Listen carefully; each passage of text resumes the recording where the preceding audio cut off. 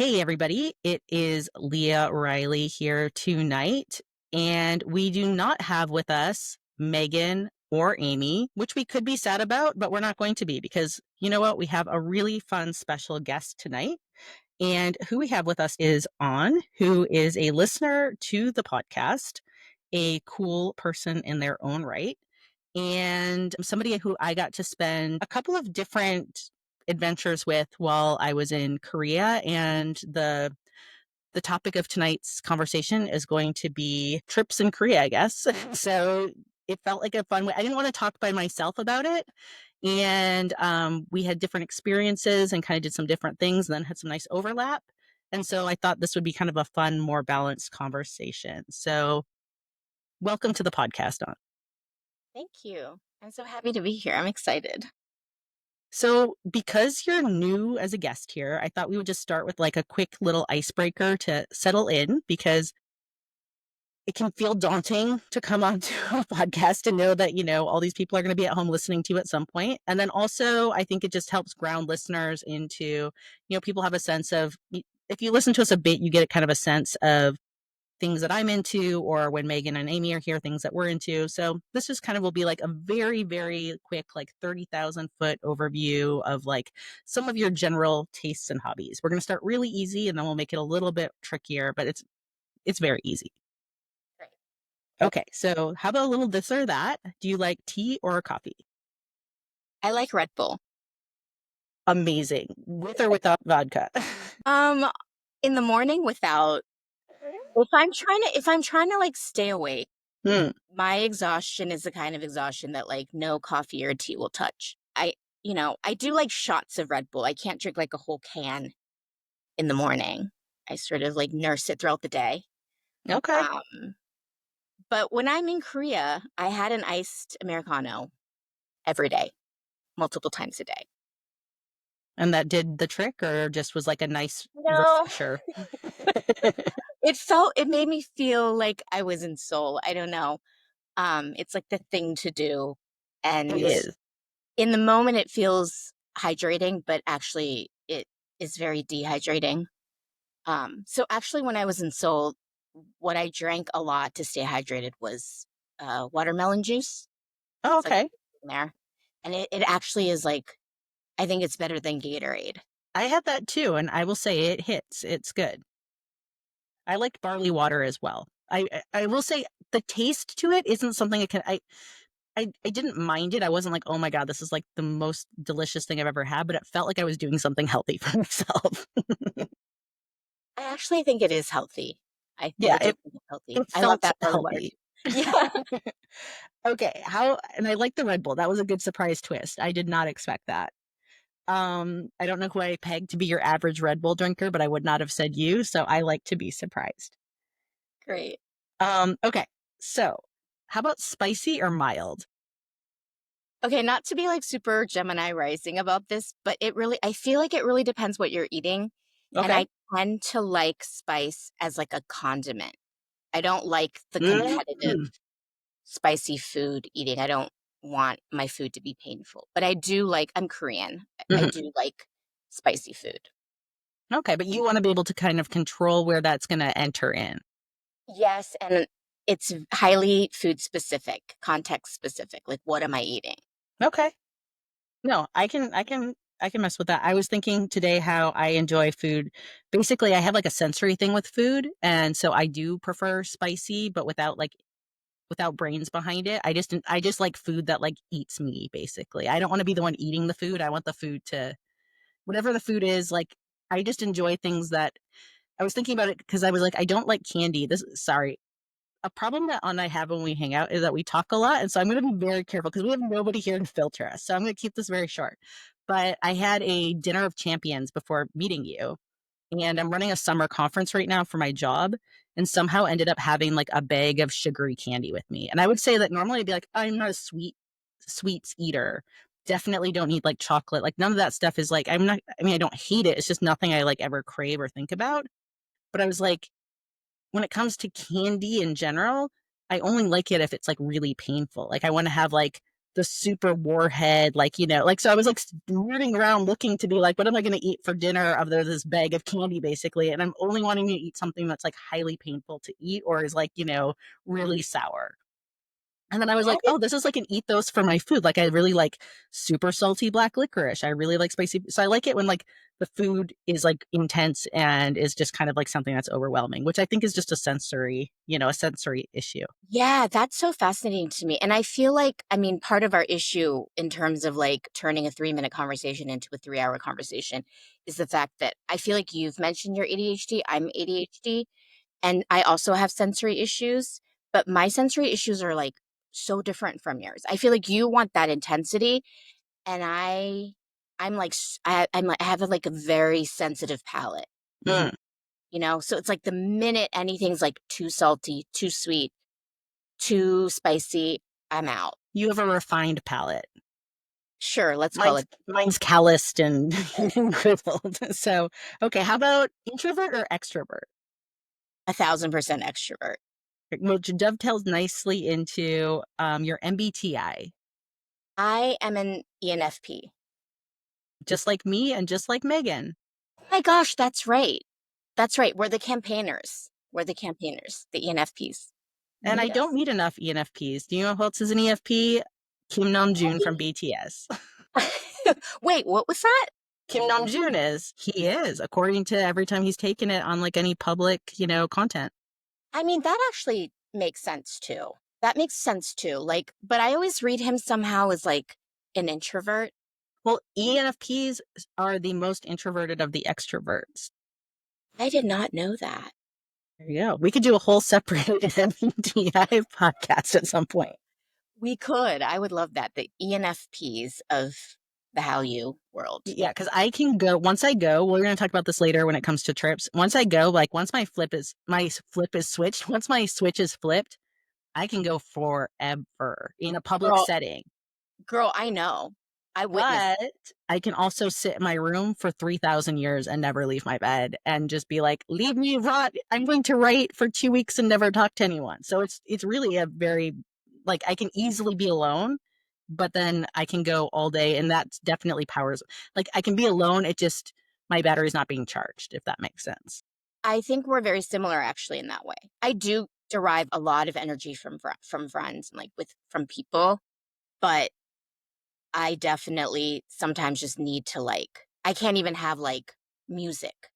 I just Mm, like really need a sort of like sensory deprivation type situation. ENFPs for the win. So, okay, early bird or night owl?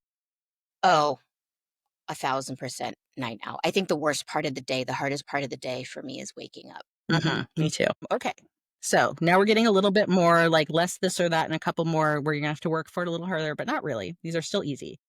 What's a favorite Korean comfort food for you? For me, it's definitely gukbops, like Okay. all the gukbops, right? Like, so that's that like lava hot, like roiling, boiling pot of soup, stew. It's like, what do they call it? Like cucina povera, right? It's really sort of Oh, um, okay, got you. born I had to out take of, a second. it's like ways to like take stuff people normally wouldn't eat and make it delicious. Yeah, yummy peasant food. Yummy peasant food. That's my comfort food. And it needs to be like dangerously hot and with rice. Like Jeonju that's like the pork gukbap that is from my hometown of Busan. I love sundae gukbap, which is the blood sausage, which I ate for years and had no idea it was blood sausage. Um, and then at that point, I just was all in. I had this amazing Kongnamu gukbap, which is Kongnamu's the soybeans. Okay. Um, it's a specialty of Jeonju, which we can talk about Jeonju when we talk more about our travels. But oh my gosh, I've never liked that soup, but I tried it because it's a specialty of Jeonju, and I will never get over that soup. That was like one of my top 5 meals from this last trip. This Ooh, like I'm excited to very, talk about this more. oh my gosh, it was just this like humble soup with soybeans. and like little bits of octopus that did sort of make it more luxurious. When you're saying soybeans, are you thinking like, is it more rendered like a tofu or is it more like an Is it edamame? soybeans? It's like the soybean shoots. Oh, okay. Like it's like sort of this white transparent Yeah, okay. string, and then it's got the little yellow head. Mhm. That's the bulk Okay. of the soup. And I have like, we can talk about this another time, but I have like horror stories related to that soup and like my early days as a kindergartner in Busan. But But Jeonju like healed me. you had it made right. Makes a Yes. difference.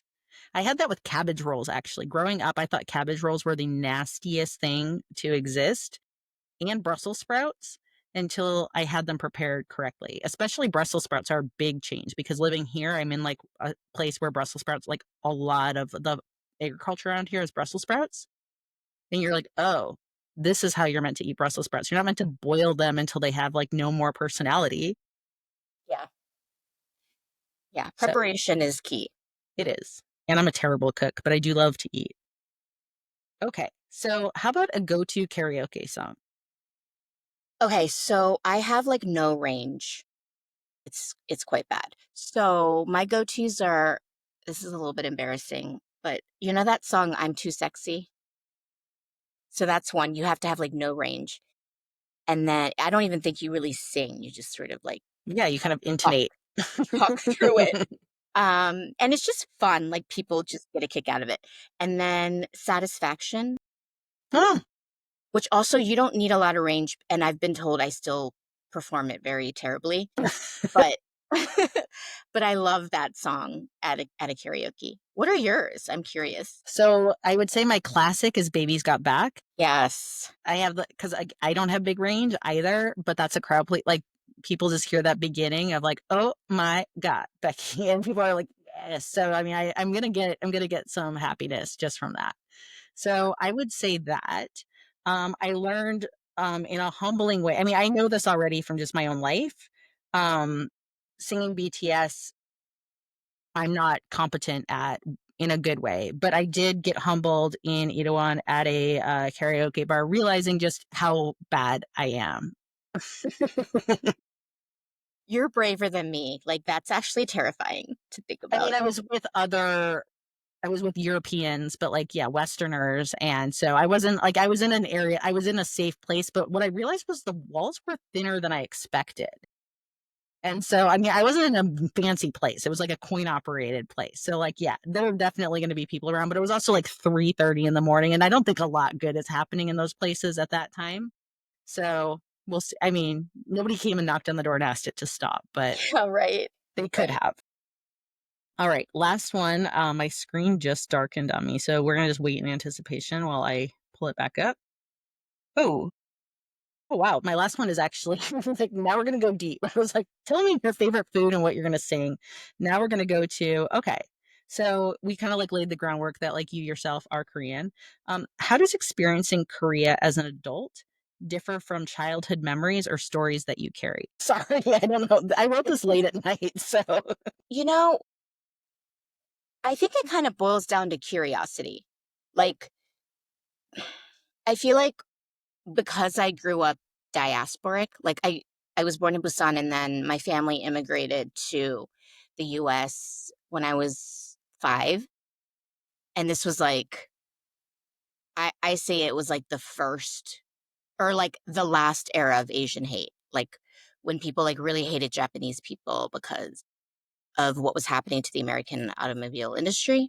So okay. like as soon as I arrived, I just felt a lot of pressure to like fit in and make a home. And that was definitely the expectation. So I feel like the idea or like the pressure to be Korean was like foisted on me by my parents mostly. And it was so at odds with like what it meant to be American. I mean, part of me is just like so mind blown that I'm on this podcast with you because I could have, like, 5-year-old me, 14-year-old me, 27-year-old me could have never imagined that, like, the Hallyu would arrive Mhm. and like people all around the world would know my language and like really sort of like nuanced aspects of my culture, you know? So Yeah. like the last time I was or not the last time, but um, you know, the one time I visited Korea when I was a child, I was 14 and like, you know, my agenda during that trip was to rent VHS videos, right? Like Mhm. um of American movies and then like hit the 7-Eleven for Korean snacks and visit Latte World. Like that was like the height of like what Korea had to offer for me, you know? And now um like everything about Korea is interesting and fascinating to me, right? Like clearly the media and um like visual media, music, arts, but like history, politics, my own family's history, the food, fashion, literature. I feel like literature is sort of this new space for people to explore when it comes to Korea.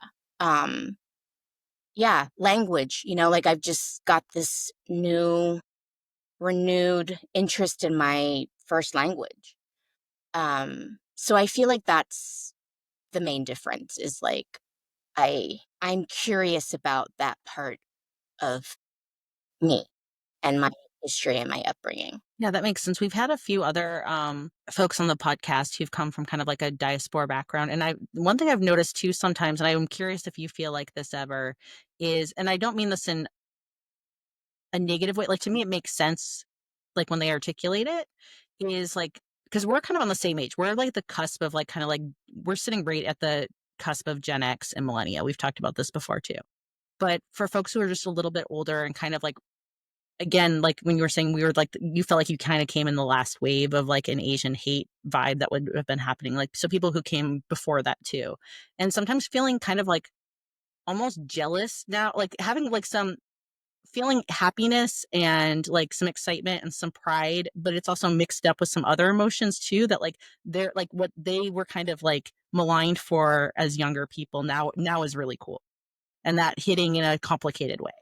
Yeah, yeah, there's so many complicated emotions. I mean, I want to caveat by saying that, like, you know, my parents were like Korean cultural supremacists. I grew up my whole life being told how everything Korean was like the best of everything, you know? And I did internalize that to a great degree. Like, I was always proud of being Korean, but it was complicated by what it means to be Korean in the United States. Um, and I feel like now I feel so many things. One is like it's awe, like this bewilderment, but also this sort of like, well, duh, like it's our culture's been cool forever. Mhm. Um, and pride. I feel that, and I also feel like I want people to know and learn and be as into it as me. But there is this like sense of resentment because I feel like depending on your age, for example, I'm like, you're like, were you the kid that like made fun of my peers Mm. for what they ate, what they look like? Did you ask us weird questions about like if we were like civilized? I mean, I would get questions all the time whenever I was like, I was Korean. I mean, for one, you hear this a lot from diaspora Koreans. There was only sort of like two ways to be Asian, which were, are you Japanese or are you Chinese? Right? Like so many people like didn't even know Korea was a place that existed in the world. And like I just would get these weird questions about like whether my people wore shoes, if we had electricity, like they had this very like primitive idea of um what this place Korea could be like. And I remember arriving to Seoul at 14 and like marveling at what a future place it is at 14, right? Like in the 90s, early 90s. And like I hadn't expected that, you know? It was like what I thought New York was, because at that point I hadn't been to New York, Mhm. and Seoul has remained that place, and it just and now it's like the epicenter of culture, technology, all the things.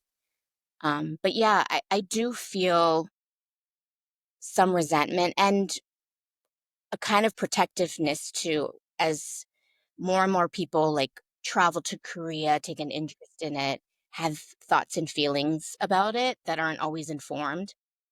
Sometimes I'm like, I actually don't want you to know about this Yeah. or to, Don't like don't be interested. yes. Yeah, no, I think that, and so I think that we'll get into probably touching on some of that too while we talk today. But I think that that is because I was thinking like if I was listening to this podcast, like, like traveling to Korea, kind of like the general theme of this, like, why am I listening to it? It may just be I'm driving or I'm exercising and I'm bored and I just want to listen to, I listen to this podcast. And so I'm just going to listen to this. And that's there's no like wrong way to do it. But I'm going to operating from the assumption of people.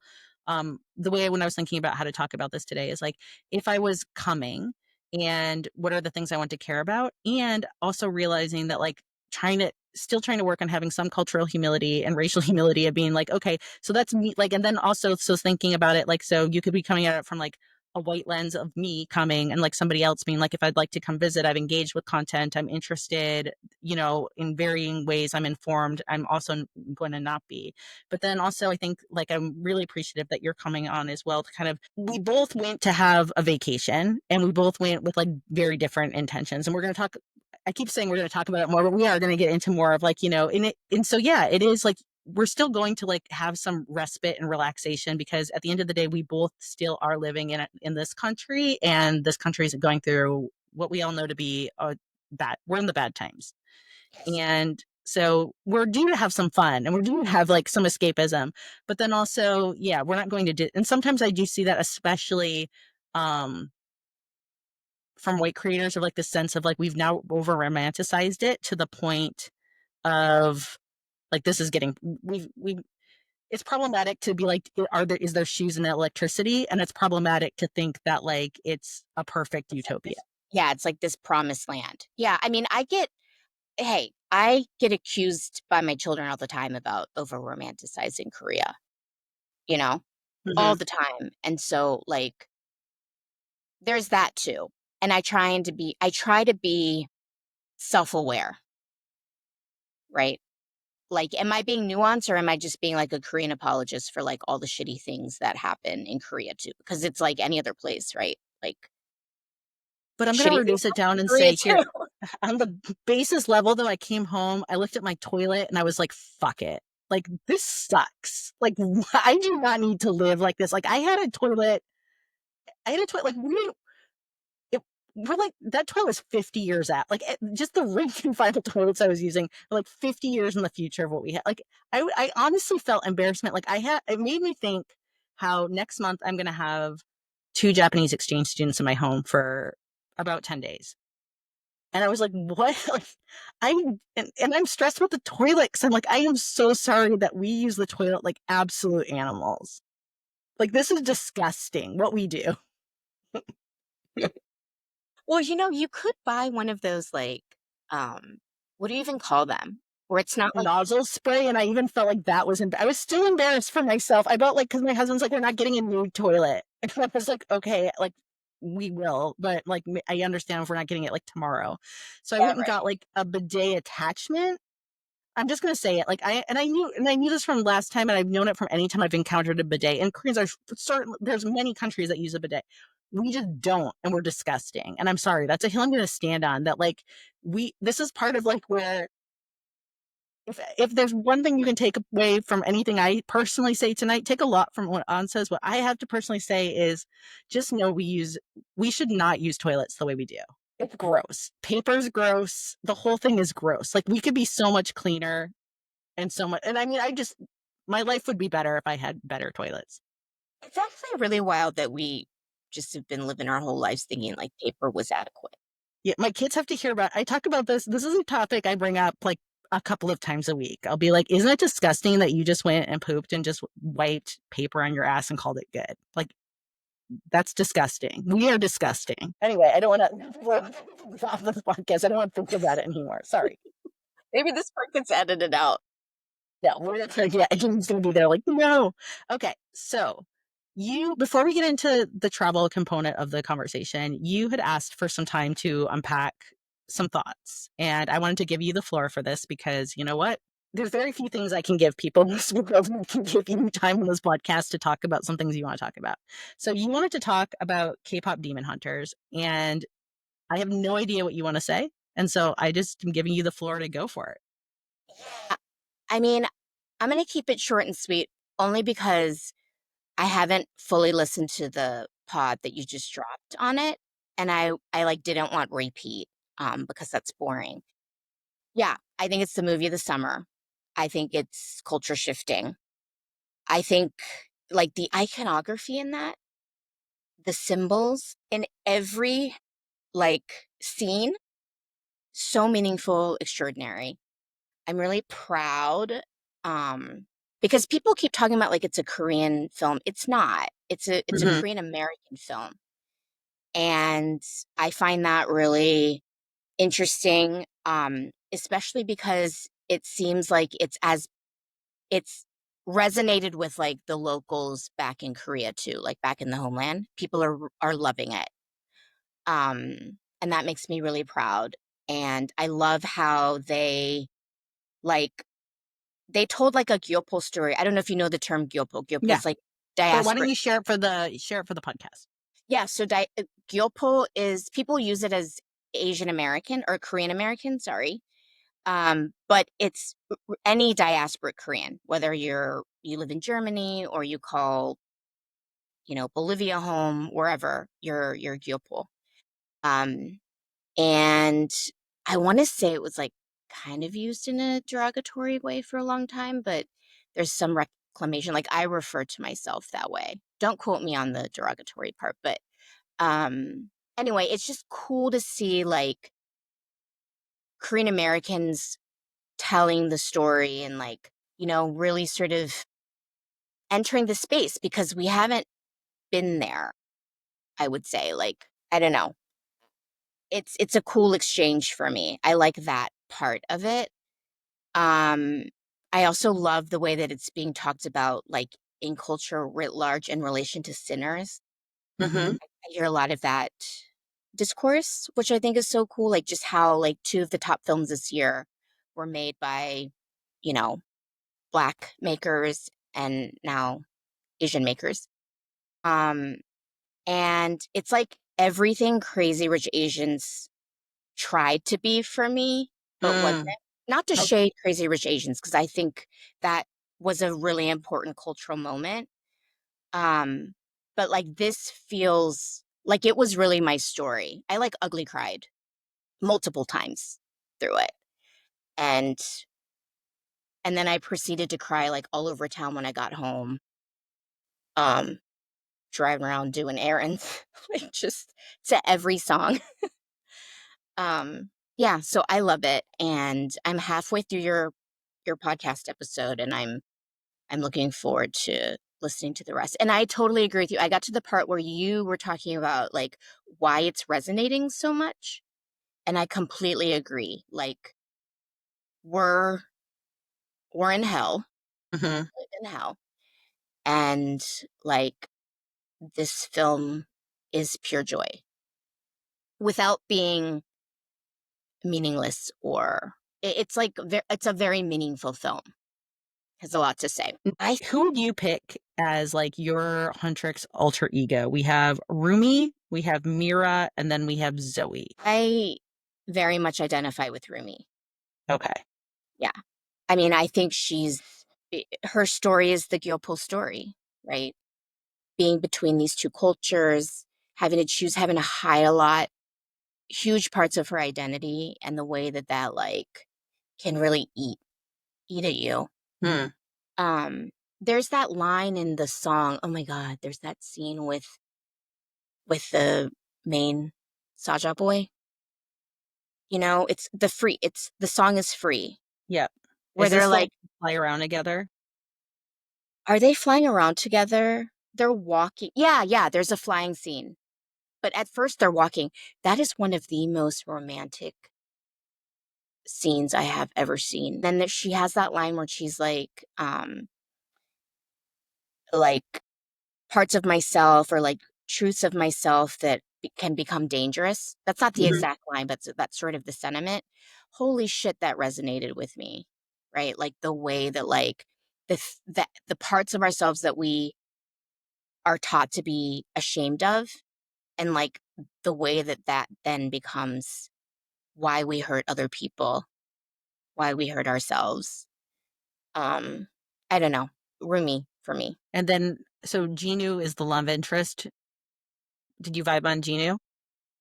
I mean, he's my this generation's Aladdin. Like Aladdin was my first like cartoon crush. Yeah. I'm like crushing so hard on Gino. The minute he arrived in the gut as the demon, and then that whole like tropey K-drama scene where Rumi encounters him for the first Yeah. time. Yeah, Do sign me you up. Yeah, I think we're gonna have more stories to come from this universe. I think that's a safe bet. That's my prediction, and I don't think it's a very, I don't think it's a very risky I feel very confident making that prediction. I think you're right. Alright, is there anything else you wanna unpack from that, or do you feel like you can always circle back if you need to make some analogies throughout the podcast. This is a Yeah, safe yeah, space. no. I mean, I meant to make it really short, and I think we've been talking about this for like 10 minutes.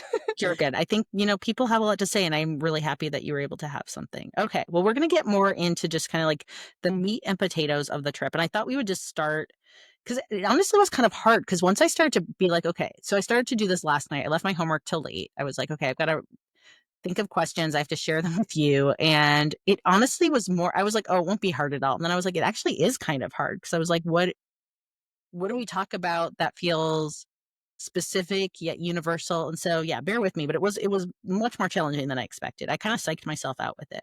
But I thought I would just begin with some just really like logistically simple questions because for me I think it kind of just helps frame stuff. So I'm going to ask the question, you can answer it first. I can't, but like I'm going to answer some of these questions myself too. So that's also funny. Okay. Yeah, But I want that contrast. So for you, okay, how long was your trip? Where did you go? And what were your goals for the trip, if any? So I was there for a little over 3 weeks, and I stayed mainly in Seoul, booped all around Seoul, and then because I went to HOTS, I was in Goyang and Ilsan for the first time. So that's hope on the stage for because some not all listeners I forget because I understand all the slang. So not everyone I have to remember not everyone is deep in BTS stuff. So you're referring to Hope on the Stage Encore. Yes, that's right. So that was the beginning of my trip. And then I took a solo trip to Jeonju. And then I also went to Paju to visit my mom because she's memorialized there. And in terms of goals, I wanted to experience Festa for the first time. Festa is like the celebration of the anniversary of BTS, Yeah, it's essentially. like their debut anniversary. Yes, exactly. Um, and I was really hoping to like potentially lay eyes on OT7 for the first time in real life. So OT7 is like all of the members, the full members. Even though it was J Hope, Hobie's concert, at that point, most of them, minus one, Hmm. um, had been released from their military enlistment. So like all armies were hoping that they would show up at the concert Hmm. and we'd at least get like a little glimpse of them, even if they weren't singing. And some of them did sing, and that was extraordinary. I also wanted to visit a historical city that I'd not been to. That was Jeonju, which I did.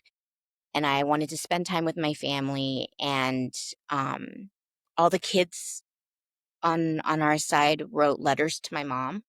And so I Wow. wanted to deliver those. Yeah, and I feel really proud that I was able to do all of that in like a fairly short period of time. Yeah. For me, I was gone 19 days. Originally, it was going to be 14, but then I had this like sometimes I feel like I'm a relatively good intuit. I'm not perfect and I get it wrong, but I had this like very strong sense. And I'm not saying I'm like a psychic either, let's be clear. But I had this sense, and I think it's just like logic and observation of the encore is going to happen. It's going to happen likely in June. Like I just kind of like did some deduction. And I had this real sense of like, oh my gosh, I bet the encore for J Hope is going to end up being the weekend of the 28th and 29th after all the members are out of the military. And like you had said, like there's a chance that they could come. Like I just was like, okay, I think that's what it's going to be. So I actually extended my trip from leaving the 24th to leaving the 29th because I just became like convinced that this was a theory that held water. And then I'm like, Wait, and if I failed, then whatever. well, but so Leah, at this time, did you know that Jin was also No, that's what I'm saying. okay? So I ended up extending it. Then Hobie announced that he was doing his encore for Festa, which I was already going to be there. So I was kind of like, oh wow, I totally misread that. Because I was even like, I even had deduced, I'm like, it's going to have to be at Goyang Stadium. And I'm not saying I even deduced. It's not that like if you spend a little bit of time, I was just proud of myself, but also I'm not going to glaze myself too much because it's not that much investigation work. But I was basically like, he'll have to perform at Goyang because for multiple reasons, that's the only venue that I think is going to hold. And so Right. I decided to stay. I also booked an Airbnb that was going to be on that subway line that would end up going to that stadium. So I had the Airbnb picked. This all ended up being prescient though, because then Jin was like, kidding, you weren't even having me on your radar. And now you've extended your trip. And now I'm doing a concert that weekend that you're there. And good for you that like, I mean, there is an element of smugness. I'm not going to deny it. I'm a Virgo where I was like, I mean, I was wrong and I was right. And now look at me with my Airbnb like 3 steps from the subway line because, I called it, even though I called it wrong, I still called it. Um, Amazing. and so thank you. And for me, where did I go? I was mostly in Seoul. Went to Busan for my very first time. And then I did go up to Daegu for a day trip. To the hometown of Suga, Auguste Minyoongi, and Kim Taehyung from BTS, just because that was like a 45-minute train ride from Busan. And my trip goals were literally to just immerse myself in my best fangirl life. Like I went for BTS reasons. I mean, yes, I do a K-drama podcast. I was like, and I honestly was like, look, it's not at cross purposes. It's just like everywhere I go is going to have like drama elements. But was like, I'm not going to I'm not doing like a drama tour where I'm going to like be like looking for a play. I was like, I'm here to live my best BTS life. I'm traveling for the first time so this next year, I'm going to be married 20 years. The last time I traveled out of the country by myself, so not out of the country, that's important, but by myself was the year before I got married. And at that time I had been going every year. So for like 3 years, I was like going out of the country because I got married really young. I was so young when I met my husband, but I would go out of the country every year. I was going to South America. And I was like, this is what I'm going to do forever. Like, I think traveling by myself is important. It's good for me. Like, I'm kind of my best self when I travel by myself. And then once I got married, like I had kids right away, and I'm not being like bitter. I'm just saying like it ended up being very different. Like it ended up being like we travel to like go to Australia and see family because that's where my husband's from. That's like where grandparents are. And that just became like really our path is to do that because my husband is an Australian expat and home is really, really important to him. So for me, it was like I just want to like what was my goal? My goal was to like go have an adventure by myself and yeah, live my best fangirl life. Girl, mission accomplished. Because I kept tabs on your stories. Yeah. And I was like, this bitch is in, like, she literally was just in Busan. And like, I mean, I remember the day that Yoongi got out, and I was like, still very, very jet lagged because I landed in Incheon and I was like, will I make it to the first night of Hobie's concert? I'm Hmm. not sure. Um, and I got there like as the first song was playing. I had to wait the whole first song Hmm. out before I could go to my seat. And like the day that you had when he was released was insane. You packed in like 7 days of activities into that one day. Like I was in awe of all that I you mean, did. I was hyped. We're going to talk more about like I think where neurodivergence helps with with trips somewhat. But okay, let's get into okay, what's your trip planning style? And so like extrapolate with this, but maybe just in general. Like how do you tend to plan for a trip? Yeah, so I mean, I think this is an ADHD thing, but I like research the hell out of it. And then I hem and haw about like where I'm gonna stay and where I'm gonna eat. A lot of times I'll just like book the same days, multiple places. That's Hmm. how I got through Festa, honestly, and like concerting and stuff. I had like Airbnbs all over town.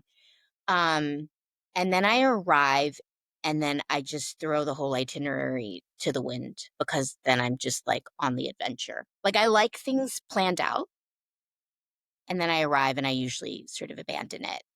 Do you Um, cancel? I'm sorry to interrupt, but I do have this as a, did you cancel? So like if you had Airbnbs all over town, did you then cancel or did you just have backups to backups just existing? God, no, no, I canceled. Okay. I canceled because I was like, I didn't know, like, it was he going to be in Goyang? Was he going to Hmm. be at Olympia Stadium? Was he, like I had no idea. And so I did my own sort of guesstimating Hmm. and then booked according to that. And I specifically booked places that would allow you to cancel. Hmm. And they allow you to cancel fairly late. So, like, You do. once info came out, then I canceled. Like, I canceled the Jamshul Airbnb near Olympia Stadium.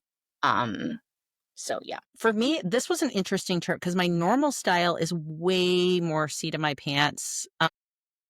Like packing the night before is like always my MO, that sort of thing. For this, I was laughing because I began packing like almost a month out.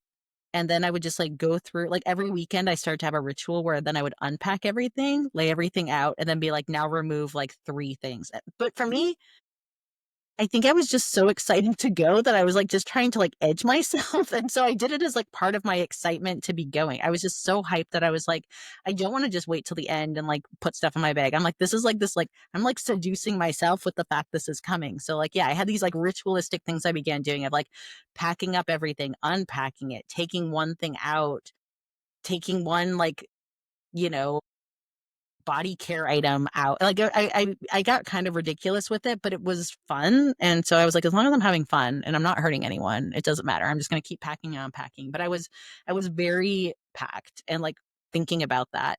And and then I tend to do a lot of just throw like I just started to make like folders on like social media or whatever, and I would just start to throw stuff in just because I got nervous about forgetting. And then I started to make a very and I left because people are always like, you're like for the podcast, like Amy's known as like the type A one, and I would like not be framed as the type A one. And I think that that holds, except for the fact that like I still am like a double Virgo, like I'm a Virgo sun and rising.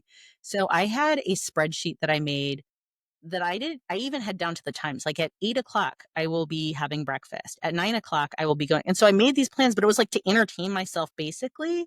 And then I was like, I'm fine to scrap them. But if you went and looked at like my day planning docs, like, cause I would show some of my friends I was with, I'd be like, well, if you had like, what should we do today? I mean, we could do whatever you want to do, or you could look at my like 3 dot pointed timed out plan, including separate. I mean, whatever you want to do, whatever you want to do. I'm just saying, I do have an idea if you're interested in this idea.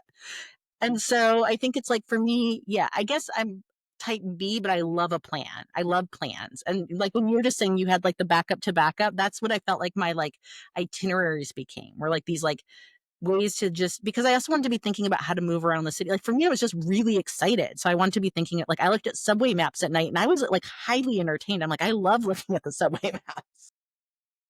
Yeah, I mean, that's so interesting to me because I'm the same. Like, I just get hyped daydreaming, thinking about itineraries.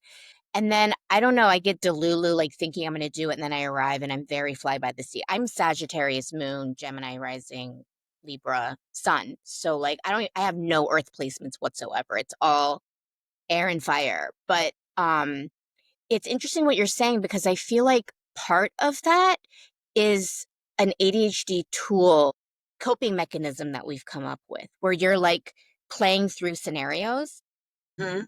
right? Yeah. Because you don't want to get caught unprepared, which is like constantly happening to me.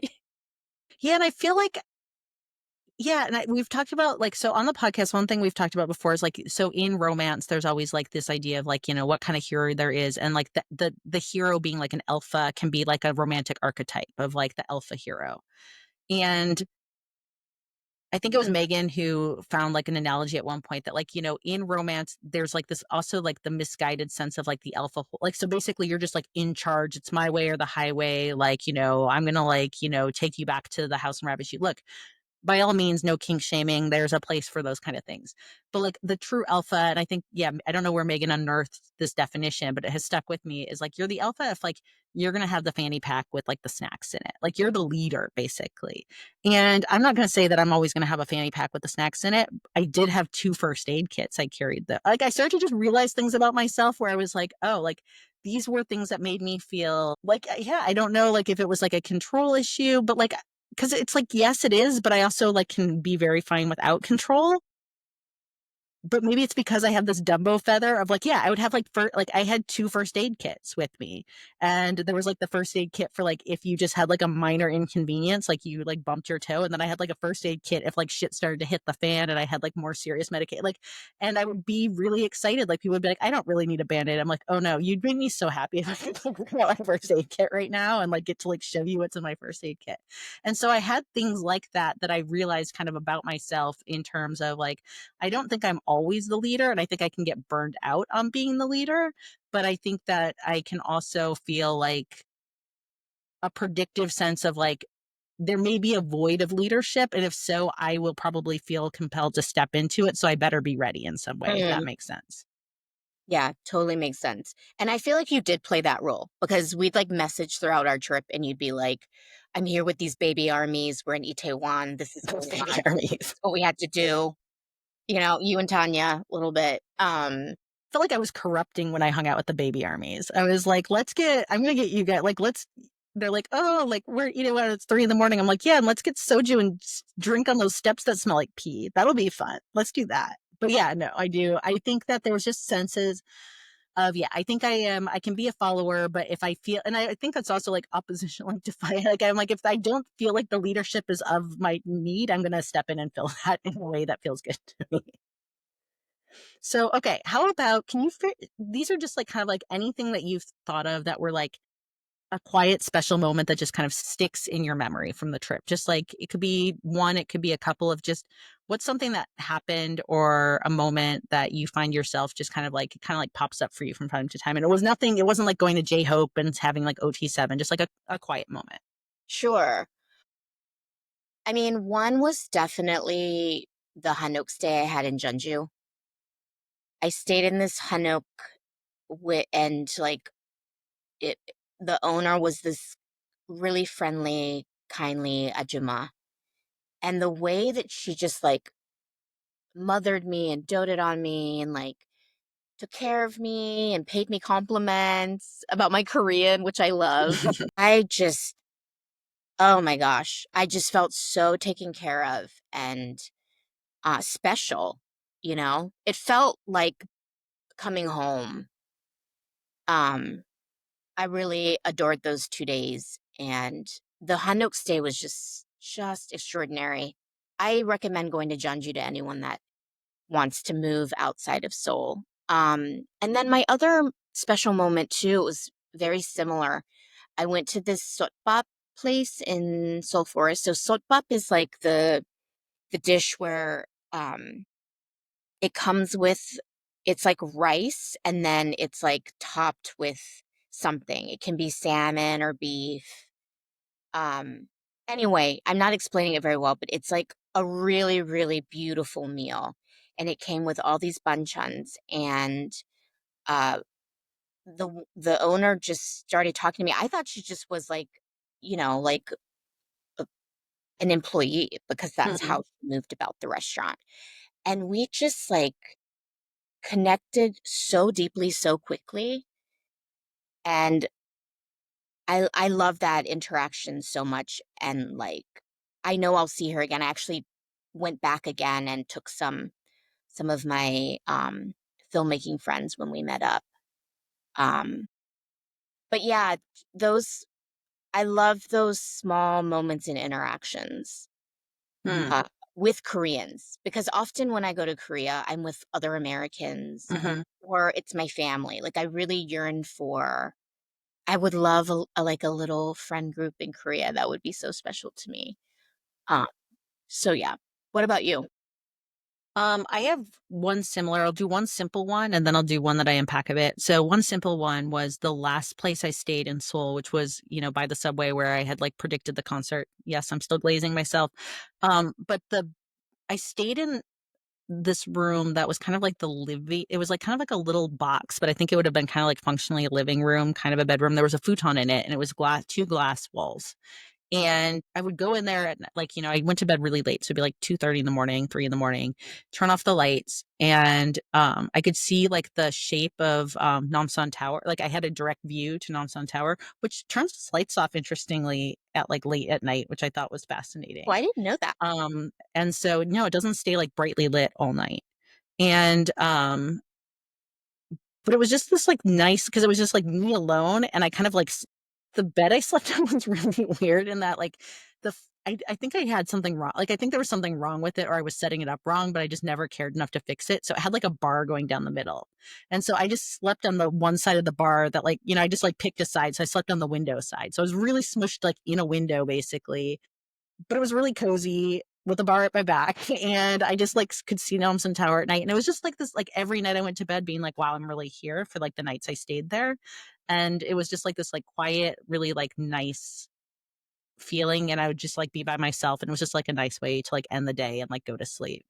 But I think the moment also that sticks in my memory, and I talked to you about it a little bit because I got emotional about it, and emotions kind of usually, like, hit me by surprise. I'd say that, like, I am actually really emotional, but I'm often not. It's just that when it comes, like, it really will come, and then, like, it's really hard to, like, stop once it starts hitting.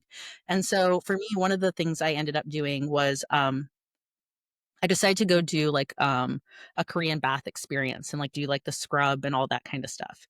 And I went to, Insadong Sauna and just, like, picked it off the internet, and on my way there, like, I started to get, like, a little bit nervous because I was like, "Oh, like, look, I'm pretty much, like, I fun fact about me, like, I'm not super worried about getting naked, like, none of that kinda stuff is, like, something that's really gonna, like, sit with me, like and I know that for some people that's a bigger struggle, and so for me, it just isn't as much, but going there, I started to have, like, a little bit of, like, okay, like, I think it was more like I was like, "I'm by myself." I definitely am not even, like, beginner competent in Korean, so I was just like, "I'm gonna go in into, like, an experience where I'm gonna be, like, fairly vulnerable and, like, not have a lot of skills," and so I could tell I was just getting a little anxious, but, like, not enough where I was, like, gonna, like, pull over and, do it up, but I was just kinda like, "Okay," like, I'm acknowledging that I'm a little bit, like I'm not just, like, deeply relaxed. I was like, "Okay, there's gonna be, like, some stuff to navigate here." And I did it, but the thing that ended up really impacting me about the experience was it had nothing to do with like, "Oh, I'm embarrassed being naked," or like, "Is my body bigger than like, the standard Korean size?" None of that, like, none of that was a factor. Like, I felt like it was like a very like, it just didn't matter. Like, no one gave a shit. And I knew that going in. I'm like, "They're not gonna give a shit." And they did. They truly did not. And like, when you go in, it was like it wasn't super fancy. I mean, it wasn't like bare bones, but you went in and there were like 3 ajumas just like chilling watching like daytime dramas, which are very different than like the dramas that we tend to watch in like the West is like the melodramas. So it's basically like they're watching soap operas. They're just like woman spreading, just laid out. Like they were just like they were chilling. And I was like, you don't care. So like that was very relaxing. But the thing that really got me was like in the bath, like you had said, like meeting this woman and feeling kind of like mothered and nurtured is the experience was like very utilitarian. Like this woman just like was scrubbing me hard, just kind of like tossing me around. But like it really made me feel, and it's not that like my childhood was like rough and hard, but it brought me back to this feeling of like very much because I think I'm in my head a lot, not my body a lot. So it brought me back into my body a lot. And then it gave me this just like overwhelming sense of like, I'm completely vulnerable. I'm completely naked. This woman who I'm deferring to because I do defer to people by age naturally, like, I've talked about this with some friends who they'll be like, "I'm not gonna defer to somebody just because they're older." I just tend to do it, like, I just do. And so they're older, I'm just giving them, like, I'm like, "You're an older woman, like, you can do whatever you need to do with me." And I just had this like overwhelming feeling that I haven't felt in a really long time of being mothered. And she was not mothering me in like the sense of like she was gentle or she was talking like it was this was her job to do. Her job she was but that's an element of mothering. Like it's a job to do. Like I need to do this. I need to get it done. I'm not like hating it. It's just like it's gonna be whatever. But like I just felt like I was this like vessel like I hadn't had that sense in a really long time. And at the very end, getting up, she even like toweled me off. And yeah, I just hadn't felt that level of I have 3 kids. I have a husband. Like, I feel like I'm usually in the position of providing that kind of care, and just to be on the receiving end of it, I did not expect to be hit with that or to be expected with, like, how emotionally vulnerable it made me, and, like, afterwards, I was telling people, I was like, I felt like I, like, healed some part of, like, childhood trauma in that I'm not fully even sure what that means because it wasn't like I didn't have a mom growing up or I didn't have, like, care given to me. But maybe it's just that there was, like, some element of needing to feel and yeah, I think it's the element of needing to feel, like, touch without any agenda, and also the sense that, like, I'm cleaning you and taking care of you in some way. That's really powerful. So I cried in the dressing room after, like, I, like, went to get my clothes, and I sat down, and I, like, was like, I'm crying in this dressing room before I even get dressed."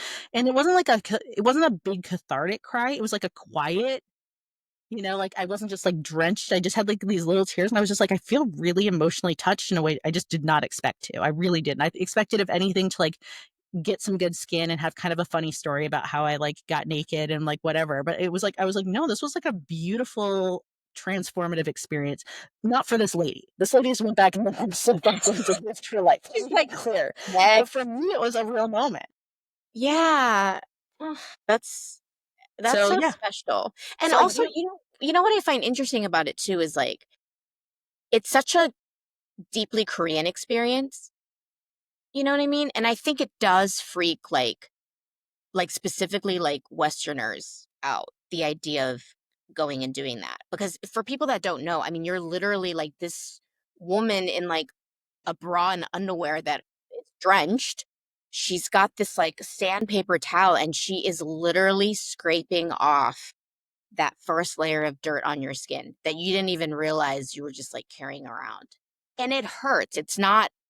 Yeah, it's not gentle, it's very I mean, it's not, like, painful, it's just very brusque. Yes. And then they're dumping, like, in so my face was covered, it was funny, they put, like, some sort of, like, cucumber they made some sort of like, there was fresh cucumber in it, there was some kind of thing that they put on my face, like, some type of a mask, and then they covered my face with gauze. So, I felt like I mean, I must have looked ridiculous 'cause I'm butt naked with, like, a gauze like, my head's kind of like waterboarded, but then they would just she would grab just the plastic bucket at Periodic Elements to, like, rinse the skin off, so you never and I never knew when it was coming because I was, like, my face was covered, so then I would just be getting, like, hit with the water bucket, and it was warm and it was nice, but it was like it was a lot of sensory things happening. Yeah, and I mean, just the symbolism of it, right? Like that, like shedding of skin, the water, which is so healing, mother, right? The presence of mother, like what you were saying, like the touch that with no agenda, right? But is still care. Mhm. And it transcended language, like, I mean, she was sweet, like, she definitely was getting a paycheck, but she was, like, nice, like, there was, like, a t what I really like about and I'm not gonna make this universal and a stereotype, but I did experience it multiple times with older Korean women, was a sense of kind of it's a warmness and a tenderness that's not super overt, but it's really palpable, but it's, like, a little bit brusque on the front end, but Yes. it's really, really, really genuine. It's one of my favorite things about my culture and like going back and being around Koreans. Yeah, and I think that it's a really so for me, I felt really grateful to have the experience, and I felt like it was generous, and then I kept trying to be like, "And simmer down," because, like, this is just the like, you know what I mean? Like, I was like but for me, it was really, really special. So, okay, I'm gonna move on. Switching gears, but again, just something that, like, touches your heart is what's a neighborhood in Seoul that you really love? And I mean, this is hard because there could be multiple, but I was just like, for the interest of time, picking a neighborhood. Sure. Oh man, that's so hard. And I'm gonna pick two, but I'm gonna talk really quickly about one, and they're so different. One is Bukchon, which is like the hanok. area that's on a hill right by Gyeongbokgung. It's between the two main palaces in Seoul. It's like super centrally located. Um, Gorgeous. I I am just like such a whore for like traditional hanok architecture. It like moves me. It's a spirit thing. Um, like just the line of those roofs, it just does something to me. So I love it. I don't love. It's sad for me to see how overrun it is with Mhm. tourists. Like, ooh, that's hard. I don't love that, but I still love that neighborhood, and I appreciate everything they're trying to do. The residents are trying to do to like mitigate all the tourism. Um, I support all of their efforts. So And there's like, lots of yeah, signs, like, just to kind of, like, and you can extrapolate too, there's, like, a lot of signs that are like, "Please," basically, like, "Shut your like, people live here." yeah, like shut up. Yeah. People live here. Don't sit on our stoop, but like in the nicest way. And then Mhm, they have these like people that stand sentinel quietly that are there to make sure that like you stay quiet mhm, in a very, very gentle way. So yeah, so Bukchon, and then I really love Uljiro, which is like it's like a very working class neighborhood that's quickly gentrifying. And you might know it because they're famous for like the pojang matchas that spill out into the street. So like formally, like one area of it, for example, there used to be like a lot of printing presses. There still are. And they have those like you'll probably recognize them from K dramas. They have those like steel doors with like the blue and yellow red stripe across it. So like it's very busy during the day and then they shut those it feels like industrial. And then they shut those and then like everyone just spills out into the street. So you'll go at night after work and there's just like hundreds of people sitting in those red plastic chairs drinking like cheap beer and like having anju. Um it's not like a fancy place, mhm. but it's a real place.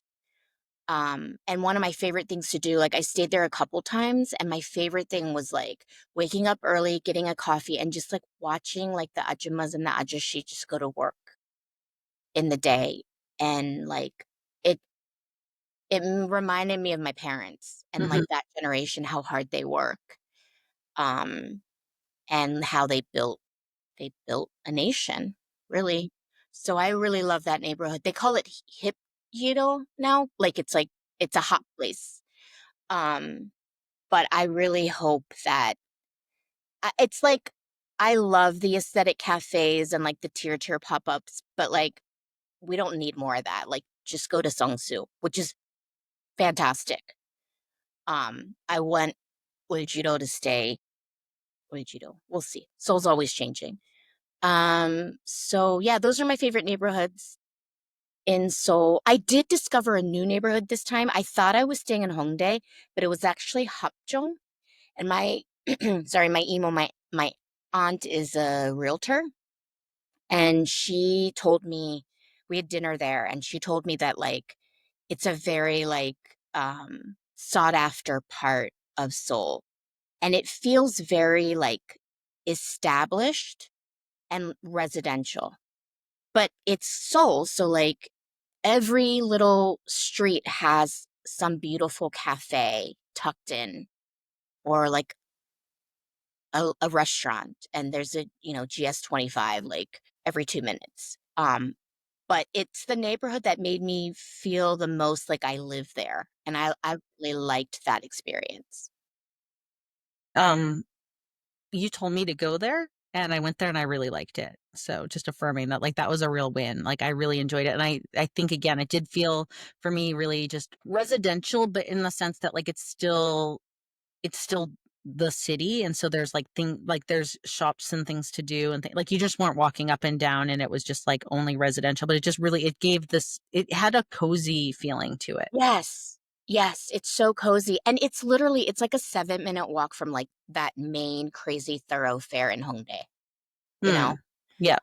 But it feels away, like, it feels tucked away. What did you do when you were in Hapjeong? I got food and walked around. which is what I did most places. So I didn't do anything specific. I actually didn't even go into Hongdae proper. Like I did go to Hongdae once to do. I got a tattoo there, which I talked about in the other podcast. So when I got tattooed, I went to Hongdae, and then that was also where like the J Hope exhibition was for what was it called? What was it? It wasn't called What If. I always forget the name of it. So I don't can't get mad remember at the me. name either. What's next? I'm sorry. I'm sorry. I Something like forgot. It's something like that. It was great to see his clothes. But yeah, so those are the only times I went to Hongdae. But Hapjeong and then like Magwon, like the market over there, like that area, I really liked. And we're going to talk about. We had a special night over there, that we'll get to. But I went there a few times. I ended up meeting up with a listener from the podcast and her husband, and we had dinner in the market over there. And so that little area, I thought was really, I did really enjoy it. I thought it was really special. And then the neighborhood that I don't, so I love it. And I'm not a bougie bitch. Like, well, I don't have a paycheck to be a bougie bitch. And when you're like, oh, I like this, it's working class, like that stuff resonates to me too. And I'm picking the exact opposite. So I'm not going Gangnam, but I love Hanam. I love Hanam. oh And my god, that's right. You were in Hanam forever. I stayed there and I stayed there last time. So maybe that's part of it is that I stayed in Hanam last time. And so it kind of was like building on that. And so, as you build on a place, you start to like, it opens up for you more. And so I moved around the city each time. Like I stayed in 3 different locations in Seoul. But Hanam, I think what I like about it is that I was on the go a lot and I was out a lot. And when I would come back there, it is definitely a wealthier area. It's like more Mhm. money, but with that comes like it wasn't sedate, like it still was hip and there was stuff going on, but it was a little bit more peaceful in some ways. What it does that I enjoy is that it would move into these like twisty street neighborhoods. And so I could kind of go like walk in there and still be very stimulated because it's like winding streets and lots to look in and see, but then it's kind of quiet and maybe like I'm just trying to think of what you would say because it definitely it feels high end socioeconomically for sure. Like that's very prevalent. Like even just the casual dressing is very it felt like kind of going on a vacation within a vacation, I guess, when I came back, if that makes sense. Because I'd be out in Yeah. the city all day and then I'd come back and kind of it was just kind of like a little bit like fancy, but in a way that didn't feel inaccessible and still sparked curiosity. And I really do. I like it when things aren't gridded out. I like it when streets are windy. I like when you hit all of a sudden you round a corner, you're like, holy fuck, there's like 9 flights of stairs I've got to go to get up this hill all of a sudden. So there was just a lot of that. So I felt like there was still just a lot of surprises that happened. The shopping was nice. The coffee shops were nice. There was just something about being there that felt a little bit um, like being on a vacation within a vacation. So yeah, I would say that for me, Hana, like I could see myself staying back there again. I just liked it as base for me to come back to. Because every time I came back to like go home, I was like, oh, okay, this feels nice. It it feels like the quiet luxury part of Yeah. Seoul, the way that you're describing it. Is it like leafy? Is it leafier than other areas? Like, There's elements of it, not completely. It's not like tree lined and things like that, but it felt I'm trying to think of like what I would compare it to. So where I live, there's like Carmel near me. And Carmel is kind of like so it feels again I'm making it seem like I'm this like capitalist elitist, and I'm not, but I'm also not apologizing for being bougie. Is it feels a little bit old money and relaxed about it, if that makes sense. I guess there's a yeah, vibe there that happens, and yeah, it shifts because there's pockets that feel very much like that, and then there's pockets where it's a lot more like kind of like hectic, and there's some bars and there's fun like that because it stretches all the way down to the river. And yeah, so, sometimes I would take the subway at the very top end of it, and sometimes I would take the subway at the very bottom, which would be like almost a 2-mile walk down to, or a mile and a half walk down to the river. And so I was kind of like encompassing the whole neighborhood back up and down. And so there'd be pockets where it would shift and change. But, but yeah, I just enjoyed like there was like a casual elegance of it that doesn't fit into like the day to day life I have. That was just kind of like fun to be like at times when I was on vacation, that just felt very like vacationy about it. yeah, yeah. I can see that. I mean, with privilege comes ease. I feel like what you're describing is like an ease Yeah. about the place. Yeah. And so Cool. sometimes just when you were having like high sensory overload experiences, like you'd come back and be like, oh, it's quiet. And I'm going to get like my fancy matcha at this like cute little cafe and kind of like whatever. So, I mean, it's nowhere I would like ever be able to afford to live in the city, but there's just a vibe about it I liked. Yeah. Yeah. Okay. You're making me rethink a potential Hanum stay. That All does right. sound nice. Okay. Well, we both traveled outside of Seoul as well. So I know that you've had, you made some memories or you had some experiences. So why don't you share some things that, stood out to you outside of Seoul? Yeah, so definitely the Jeonju trip, that was really special. And the whole hanok part, it's like walking into a historical K-drama. I mean, the minute I arrived, one of my favorite K-dramas is Mr. Sunshine. And I Mine was too. like, this is where Mr. Sunshine happened. Like, Eugene Choi is going to come around the corner on a horse, you know? So, and it's also, it feels, it's a very like, buttoned up, but like there's not a speck of dirt anywhere. There's this one sort of like not seedy but like cheesy part where they have like arcade games and stuff, but there's Hmm. just an elegance to it, and it's small, so it feels really manageable, and it allows you to like slow down. I liked that. And then also, like, I want to mention my mom's memorial site in Paju because the details of it for me are like just so extraordinary and like so Korean, right? So, like, my mom, we cremated her and then took her remains with us um, back to Korea. And her memorial niche, they call it, it's in this place called Christian Memorial Park. And you probably know this from K-dramas too. Like I think of Guardian, right? Where um Kim Go-eun's character, like she goes to visit her mom and it's this glass fronted little niche and inside is like an urn and photos. So my mom is there and uh it's in Paju, which is about an hour outside of Seoul, like towards North Korea. Okay. So it's going And north. yeah, yeah, it's quite north. I think.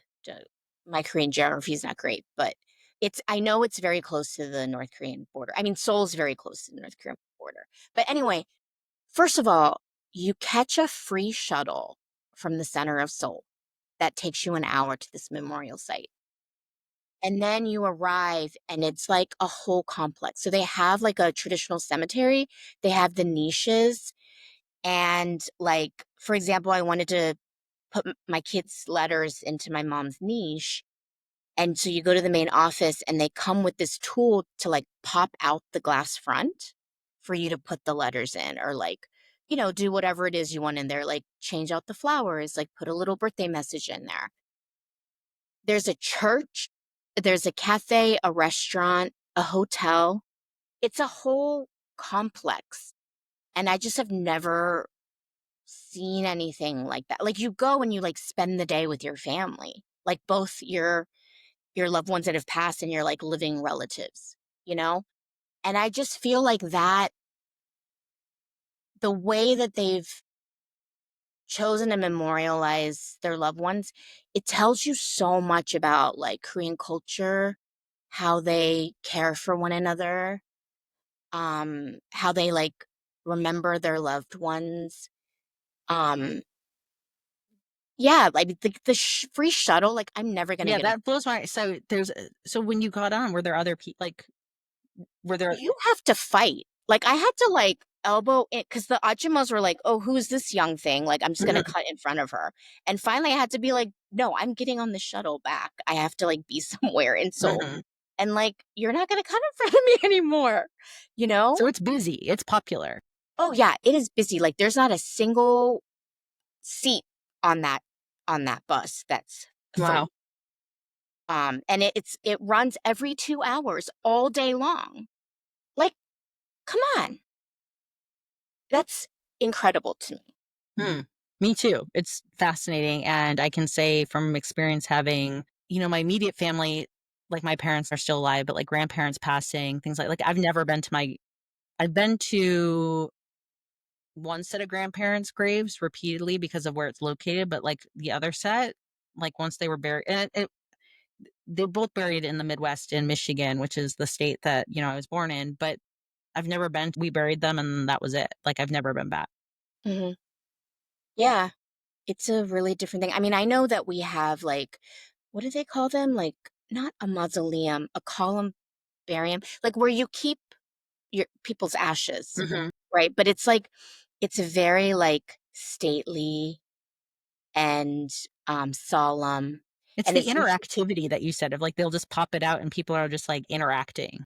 yeah, like, it moved my husband, who is, like, a sort of stoic, unflappable German, Mhm. to tears Hmm. to experience that for the first time when we, like, went to memorialize her for the first time last year.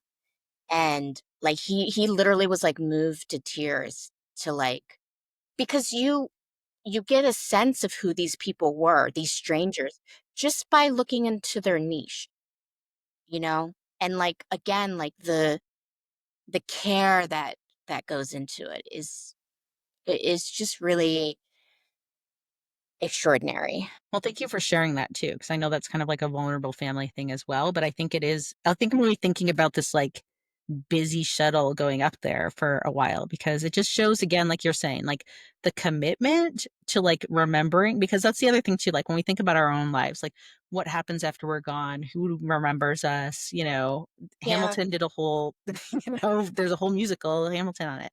But, yeah, like, who tells your story essentially, to rip that off, but to say that, like, yeah, we and again, I'm not trying to, like, glaze up and be like Korea's better for some reason or not, but the difference is that I think that I can see and this is not to say that, like, because you don't do that, you're not honoring your No. loved ones, your dead, but when we do community rituals that become, like, commonplace to the point that there's shuttles and we've normalized, like, enough people are getting on that you're having to, like, fight for your place to get on because it's just part of what you do. There is something to be said about, like, yeah, the care and keeping that you're giving to your community and the way that you're going to like, again, like, yeah, what does that mean about, like, how you live your life in the sense that people are going to be interacting with your memory at the very least, if not your spirit in some way, like, in a much longer way than I feel like I would expect to be having in here. I would expect my children to, like, remember me, but I think that act of going and having that, like, exchange of things, and even in these tangible items, there's just a lot of, like, ritualization that's built in that's, I think, really healthy for mourning and healthy for, like, we don't do I feel like death is hidden here more. So I guess it just makes death much more kind of, like, integrated into life as this, like, much more, like, symbiotic thing that I think is important for us to be doing. Yeah, no, I mean, it's really interesting because, like, I definitely internalized a more, like, Western view of death, like, I just feared it my whole life, and it took my dad passing, like, his last gift to me was to say, "Hey, this is actually a beautiful sacred thing, and you don't have to be afraid." Like, he took that fear away from me, and I'll never forget, like, I remember coming home they would talk about death, like, so casually, and it just would, like, bother me so much. And I remember coming home one time from college, and my dad would, like, not shut up about me taking him to the Sears portrait studio. And I'm like, "Dad, why do you need to go to this Sears portrait studio?" And finally he was like, "Oh, I need my portrait for my funeral." I was like, "What?" Like, I was so horrified. I'm Mhm. like, "I'm not taking you to go and get your funeral photo. I refuse." Like, it's so morbid. But, again, like, you see the K-dramas, like, that picture is really, really important. And he's like, "I wanna look good." He's like, "People are gonna be looking at this. I wanna feel good about it." Yeah, like, I need a professional. Like, Yeah. it can't be a Polaroid. Yeah, I don't want you picking out some dinky photo of me and, like, having that be my thing. Yeah, and, I mean, I have to say, like, I really credit K-dramas for, like, providing me with that knowledge because I didn't have the foresight. I was so afraid. I never asked my dad about death rituals.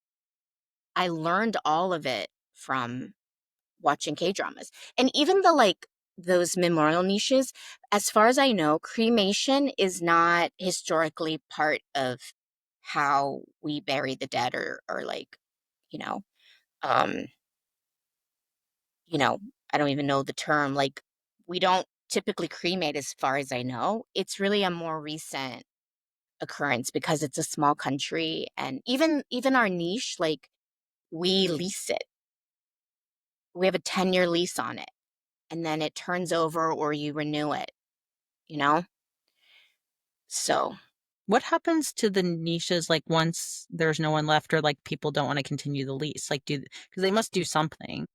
Let's do something. I mean, that's a really good question. I don't know. I don't know the answer to that. But it the fact that those exist, again, it's like the way my people have been able to innovate, right? It's like I find that really inspiring. I don't know. Like, I don't wanna now we've done that, I'm like, "Well, I think we're good. That was the end of the podcast. We Yeah, don't no. need to unpack anymore." Um, I'll just share that for me, so going to Busan, I'll just share 2 short observations because, again, these are just, like, again, I was there a very short amount of time, actually 3, and they're really short. One was that I was so hyper focused on being in Seoul Mhm. that my friend was really pushing to go to Busan. And so it wasn't that I was indulging her. I was like, yeah, sure, of course I'll go. I'm not going to say no. It's just I wasn't on my hyper focus list. So I was kind of like, when we go there, I'm kind of just open to whatever. Like I had a couple things I was interested in doing, but I was much more like I didn't have like the wild Google Docs with like tons and tons of stuff on it. Um, so, one surprise I had was, I guess, in California terms, was in the back of my mind, I'd just been like, "What am I picturing?" And I was picturing wasn't picturing a village by any stretch, but I think I was picturing something around the size of, like, Santa Barbara. I was picturing, like, a smaller oceanside city to show up and go, well, maybe I should have just, like, looked at this a little more because this is the population of LA. Like, it's the almost a match of population. I was like, "Okay, so we're looking at, for American standards, a robust city, like 3.4 million people or something like that." And so we were staying more in the city center, not by the ocean, which is for us in this trip, I think it was a good call. Like, I'm glad that we stayed in the city center. It was really fun to go to the ocean. I will say I'm, like, looking at the ocean as I talk to you too. So, like, I am by the ocean a lot. Like, it wasn't a high need to be like, "Oh my gosh," but it's always nice to be at the ocean.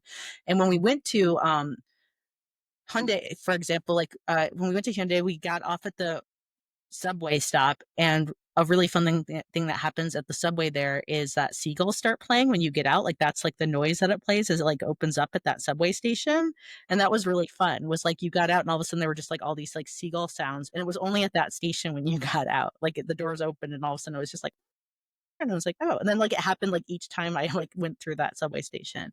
So I guess, like, the size was one thing I was gonna point out, like, that was an unexpected, and so, like, definitely if you're thinking about going and you're like me, like, maybe just, like, note the size and, like, the fact that it is gonna take you kind of a while to get around. The public transportation is I mean, there's very little that's worse than LA public transportation, so you're Mhm. gonna be able to move around with much more ease, but just be thinking that you're gonna be in a much larger city than I was anticipating. The other thing I did, and I wanna be careful when I, like, make some of these claims because I'm just gonna say what I observed and extrapolate a little bit and also know that, like, I'm taking a day trip, so I can't, like, really just, like, say this is, like, a definitive thing. But going to Daegu after the election, I was having a little bit of trepidation, I will say, because when you look at the electoral maps, this is red. And I knew from just kind of having like, again, I'm not like a deep scholar of like Korean history, but like knowing that this was an area that has like, for a multitude of like political reasons, kind of been a stronghold of the conservative party in politics. And there were like reasons behind that. And so it wasn't that I thought I was going to show up and it was just going to be like Korean grim. MAGA.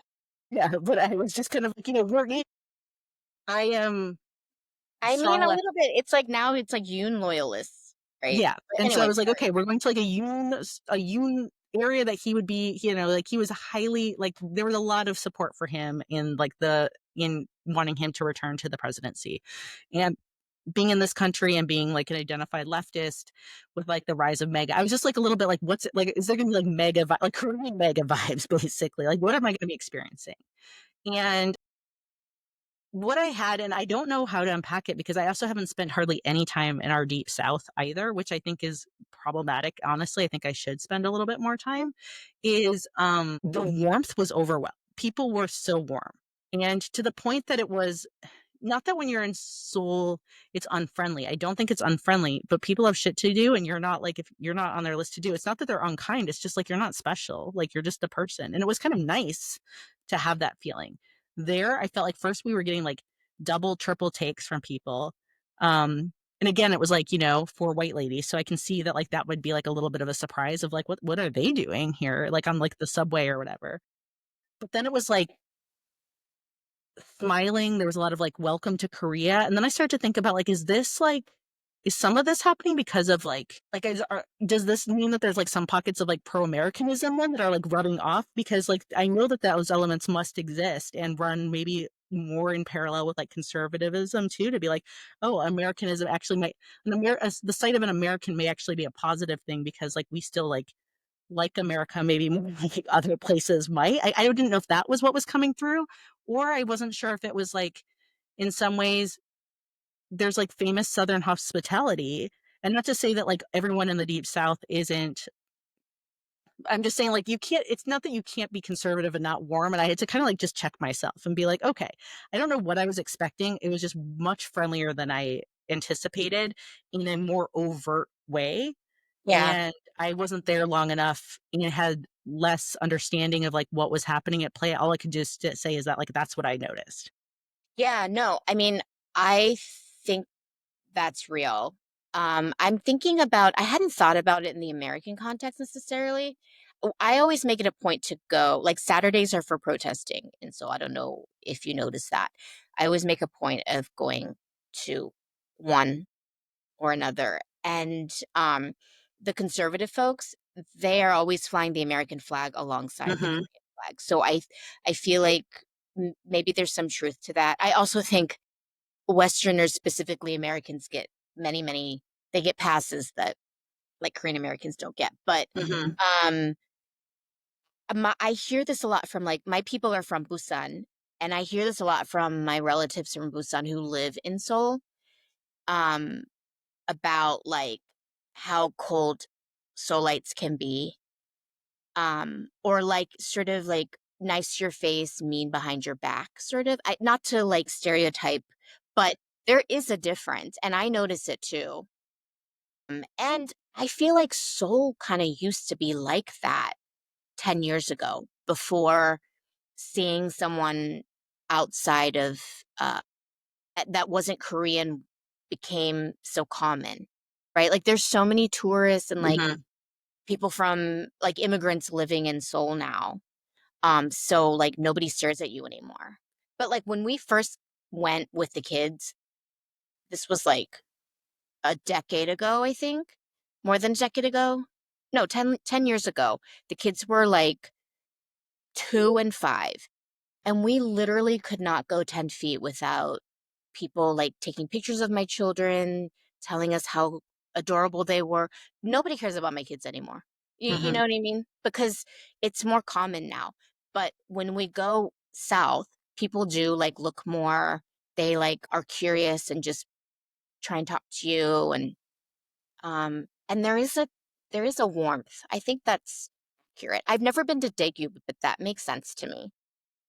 Yeah, it was and I mean, yeah, so I just was curious about it, and I would like to go back, not because of necessarily that, but I liked it in a I mean, every time I went anywhere, I was just like everywhere I went was I would stay here more. I enjoy being here and I'd be interested in exploring it more and finding out more. And I think the other thing with Daegu is that like I also have to just be like check myself too because I'm like, okay, yes, it's got like a predominantly conservative like POV, yet I listened to a girl punk group that's from Daegu, like, and then you could kinda tell there was, like, an edgy underbelly that existed as well of, like, young and artistic and, like, musical, like, that vibe came through as you kind of, like, walked around different places, and you were just like, "Okay," like, there is, like, this, like, kind of edgy underbelly that's happening here, and I will say overlaying that, and it could have been just, like, where we went and the time of days or things like that, it felt much older. The population did feel older as a whole. It didn't mean like we definitely saw young people. We definitely saw people that were very like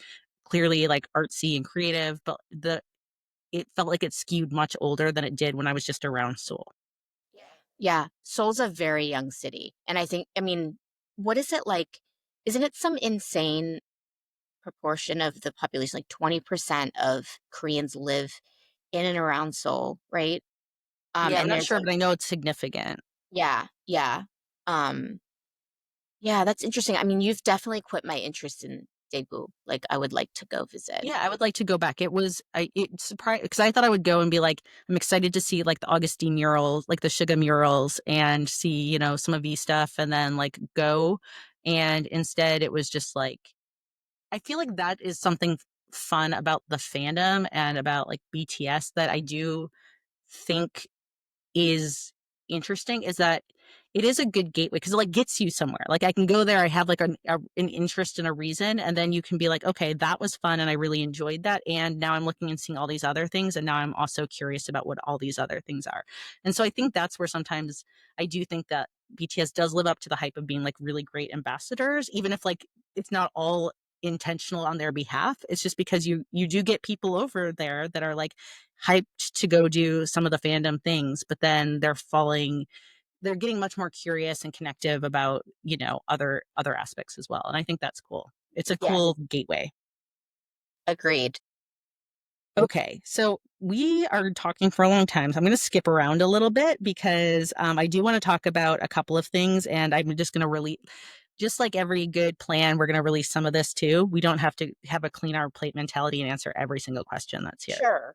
And, you'll edit too. I will, but I do want to get to a couple of things that I think are important to talk about. So one that I really want to hear about from you first is the night I went to Jin, was my last night in Korea.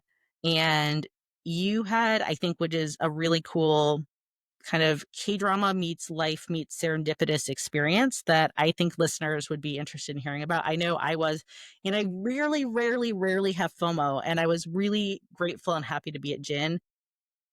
And you saw Kang Han-nul's face in human form, and that makes me jealous.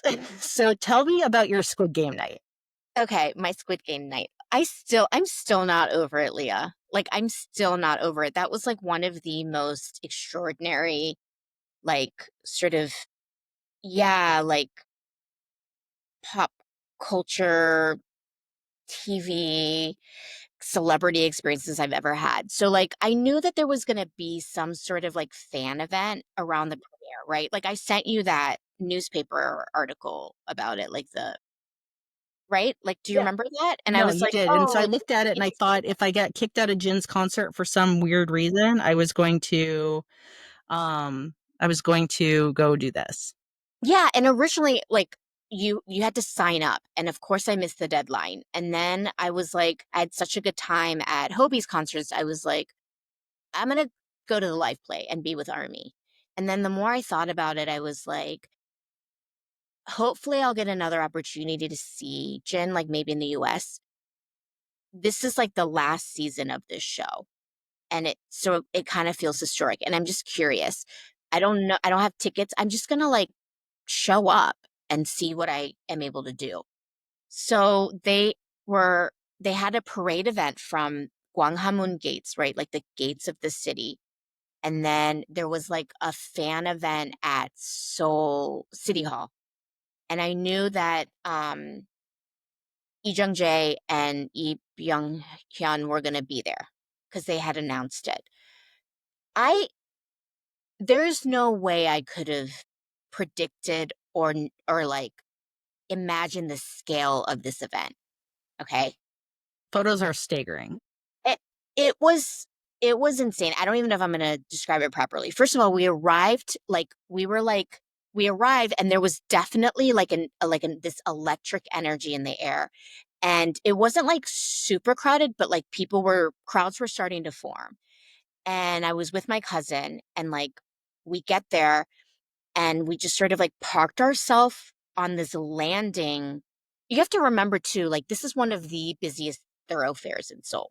Okay. We get there and there's the young me is there. It's young me, right? Like that like doll, that murderous robot doll. She's there in all her like 20-foot glory or whatever. Pigtailed glory. Yeah, just like there. And we were like, well, shit's like something's going to happen. So the parade starts, and it was a spectacle. Like, and the response from the crowd too was just so extraordinary. Like, slowly young me starts moving. So she starts moving and getting in position. For like an hour beforehand, like police are just like routing traffic and I can't imagine what this is going to be like. And then the pink suited guards start like getting off of a bus and lining up behind young me. And then the most extraordinary parade just starts marching through the streets of Seoul. And it's like, it was a spectacle, like in the truest way, in the most incredible way. So it was like the pink guards, a horde of players in the green suits, and then just all of the like iconography from the show, right? Like the giant like jump rope, Oh, um, wow. mechanical jump rope, and like the fucking piggy bank. It was just like going by on like a this is like a just it's awesome and dystopian. It was dystopic, and like people, you felt it. People would be like, there was like fear. Like there was one part where like Young Mi's like headed down the road, and she was headed towards City Hall, right? She stops, her head turns around, and then like light They did the starts. ice things. People were like fear like rippled through the audience, you know? Uh, Yeah. and like it was like sort of dystopic. And then so again, I didn't know what to expect, but like I saw there was tons of press. I was like kind of by the press. And these two camera guys start booking it. And I'm in the film industry. So I just hauled ass. I've been following cameramen like my whole career. I just started following them. And um and I caught up with young me and we're just like making our way down the street. And then I arrive at one of the largest stages I've ever seen. And it's like they've been like live streaming or something. And it's like the circle, the triangle, and the square that are giant video screens. And then the lights go off and they project this like what do they call it? Like VCR Hmm. onto City Hall, onto Wow. the seat of government in Seoul. And it's like fucking Squid Game. Yeah. Like they're just using it as like a screen. Like that was also wild to me. Hmm. And I had to keep reminding myself, like, my only kind of frame of reference was like the Macy's Thanksgiving parade. Do you know what Yeah. I mean? Yeah, I And can I see had what to you're keep saying. reminding myself, like, this isn't a national holiday. This isn't a festival. This is for a television show. A television show on the deadliness of capitalism. Yeah. Like just parading down, and then we're just like following it like lemmings. Then they proceeded to, like, I was prepared for Lee Jung-jae and Lee Byung-hyun. I was not prepared for 21 members of the cast, of the central cast, one after the other across all three seasons, coming onto that stage. And like me seeing their faces in real life, like Kang Hanu Yeah. is, you know him, he's so bright. Hmm. He's so bright and gorgeous. Was his mouth really big? I He has love a his big big mouth. mouth. It's like half his face, and he's I got that know. big smile. And then you know who was like a standout to me? I can't remember her name. She was the like evil badass woman in season one who like fucked around with the gangster character. Hmm. She she just popped for me. Awesome. Like just was super entertaining. Hmm. Um so yeah, and it's like there wasn't a bad seat in that. It was so well produced. Like I just have never seen anything on that scale. And I've been to my fair share of like film premieres and like film festivals. This was like nothing can touch this. Nothing I've ever experienced has touched it, and I don't know if it ever will. Like, And I don't want to belabor this. We talked on it really briefly, and I do want to touch on it just because I hadn't thought about it till we spoke the other day and it came up. Going you not there, which was interesting. So I'm not like reading anything into it. I just thought it was an interesting aside because they they don't have a huge part and they have an iconic part. Yeah. Yeah, I noticed that too. And we've talked about this, right? Like, he doesn't like press. Yeah, I don't wanna, like, speculate on what like, I don't think there's a negative like, it certainly wasn't because he wasn't welcome, he was certainly welcome, so it was a personal choice not to attend, but, I mean, that is not seeing him aside, like I mean, seeing Lee Byung-hun in human form, I think I would also just, like, incinerate. Yeah. I mean, Eugene Choi, like, I can't believe I saw Eugene Choi. Oh my gosh, you know who was there that we haven't talked about? Top or Oh, TOP. he was? He was there. And, it Wow. was a big thing, like, him Yeah. not being part of the promotion Yeah, he during was season people 2 were because very of upset. controversy. Yeah, so the really quick controversy was 7 plus years ago. He admitted to smoking marijuana, left Big Bang, which he was the lead rapper in, and has been pretty much like out of the mainstream public eye. And when he came back cast in the drama, there was from some corners just like some pushback that he would be coming back. And so just yeah, so he was there. That's really interesting. He was there, and I was really happy to see him. He, Thanos was a great character. I thought so too, like, I didn't get the critique. And I also, like, what I found so fascinating about it, for him in particular, is the way in which, like, it was sort of like life imitating or art imitating, you know what I mean? Like, there were definitely elements of his own personal story sort of, like, Hmm. woven in, and I was like, "That was really brave for It him," was. I think like, so to too. take that role on, and I'm glad he got his flowers. I Yeah, he hope he deserved them. I think so too. I wanna see him more. Yeah, I mean, it's fun when you see people who are so talented and then like, yeah, definitely there's a lot of their acting chops were solid. It wasn't like a celebrity ring in essentially, like very, very solid acting chops. Yes. Absolutely. Well, I'm really glad you had that. I'm full of compersion for you and only a little bit of jealousy, but Yeah, but you got to see Jin and, I like, did. And so I'm not your going to be whole like a big wah wah accent about it. shifted or whatever. Yeah, I mean, I was like, yeah, I was close up to Jin, and I'm seeing him again Friday night, and it'll be interesting to see the contrast because the only thing I'm not gonna spend a lot of time talking about the Jin concert. It was really, really fun, and it was one of those experiences where like I just was living on vibes because there was and nor should they. Like, there's no part of the concert experience that's being tailored to my lack of Korean. So, like, they're not like so like there's no English being given. And it was also so I'm gonna extend that too. I didn't expect it in the concert part. I had wondered about it in like the venue setup because a lot of places in Seoul offer like, when you're on the subway, it'll go English, it'll go Chinese. And so I was kind of like had been used to that to a degree and then got there and was like, no, like people are just telling me what to do in Korean the entire time. And I'm like, context cues are going to be me looking at what everyone else is doing. Except then there were like foreigners around me, and everyone's like, I also don't know what to do. And so we were like, let's just keep looking and watching and seeing what to do next. And I so, got and I touched on this really a little bit in the podcast. So I'll just mention it here in case nobody had listened to the last week's was at no other point in my entire trip there for 19 days did I encounter love bugs like I did when I was at Goyang Stadium for Jin. oh my gosh, that's so fascinating. I just like I'd seen them around, but they weren't. It was a veritable swarm. I feel like I was a mattress. I was like, just use me, love bug.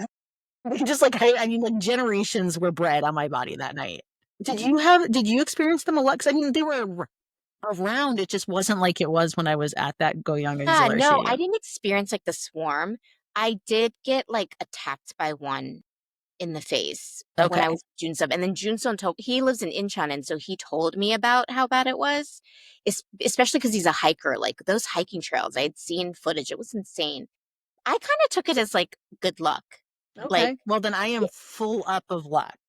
you've got, like, a protection of, like, luck around you. I don't know, it felt special to be, like, smacked in the face by lovers. I don't know, Oh, like, that's a really good way to frame it. I will say the people around me did not feel like because I'm not bug afraid, and so the people around me definitely did not. It became a bonding experience that I didn't expect, which was special. So that's why I'll touch on it again, which was there was a very low tolerance for love bugs to be on their body. So that's why I laughed because there was a video at some point of the concert, and the same night I was there was the night that Namjoon, the leader of BTS, was there to like watch Jin. And there's a video where you see him really clearly say "shibol" as one lands on him, and he gets up and he's like wiping it off. And I laughed because that was the reaction of every Korean person around. Like, nobody was chill about the love bug. Nobody was like, let Yeah, it live. People were like, get these the fuck off me. And so I was like picking them out of people's hair like I was a monkey. Like, people were coming up behind me and just grooming. Like, it was just, and I was kind of like, I mean, I don't want it, but it's kind of like almost it feels useless. Like, there's so many that like I just need to like give in and give to God the love bug experience. you were like, I am a mattress. Yes, but the community care that was being evidenced was we do not let like it was mostly women. It was like girls don't let girls be used as a mattress. Like we will keep these on bugs. And like people are like fanning each other. So I was like, okay, I'm gonna like participate. And so yeah, it was a very much a collective experience. I was like feeling up strangers, just being like, okay, I'll get these bugs off you the front of you. Like it was very we were very close. I love that. Well, so did Jin speak on it? Because I feel like He could have. I would have had no idea. He was right, speaking right. in rapid fire Korean, and everyone was just laughing away. And I was just like, "Woo! I'm just here for the vibes." I love it. So I yeah, love I'm I excited can't to see believe the you Anaheim laid show eyes as on well him. because there'll be a translator, and so I'll have a little more idea. But I mean, like, look, he was having a great time, and everybody around me was having a great time. So, Yeah. Yeah. but I want to talk about. I want to make sure that we cover. So, before we go, I want to do this and maybe like a couple closeout questions. Is we had a night that I don't know, like, you just have moments that feel really special. So you, me, and then Sarah from the Patreon all met up, or we had all been at dinner together, and we ended up kind of like continuing the night on. And we had this night that ended up being kind of like unexpectedly special, I would say. It was a real standout for me, for sure. And I know we've talked about it, and I think it touched all of us. So let's talk about like maybe why. Yeah, I'd love for you to start. Like, what made it special for you? Okay, so we had just had a full feast. Like we'd gone to Uito and eaten. I mean, I feel like I ate my body weight daily, but this was a meal that was wild. So this was we just talked about BTS. We went to Jin's brother's restaurant in Huito and we ate a lot, a lot, a lot, a lot. And then we were like, let's go have drinks somewhere afterwards. And most people wanted to go. There were like a lot of people that were ready to like go back and like settle in for the night. And that's just not the life I live. And you two were both ready for fun. So we ended up going out and we thought we were going we thought we were going to Itaewon. I don't know what happened. I truly don't. Like this was fated because I don't know what happened. And we got out and I was like, it looks so like it looks so different. Like I don't understand why it looks like not like Wait, key fact, I'm navigating because okay. I'm like, I know a place. We're so full, we don't wanna eat, we just wanna drink, which is Yeah, we actually just want to get drinks. We were just going to get drinks because we were like, we've eaten so much, we can't eat. And many places you do have to order food kind of just for polite. Like, you shouldn't just drink. So you were like, I know a place.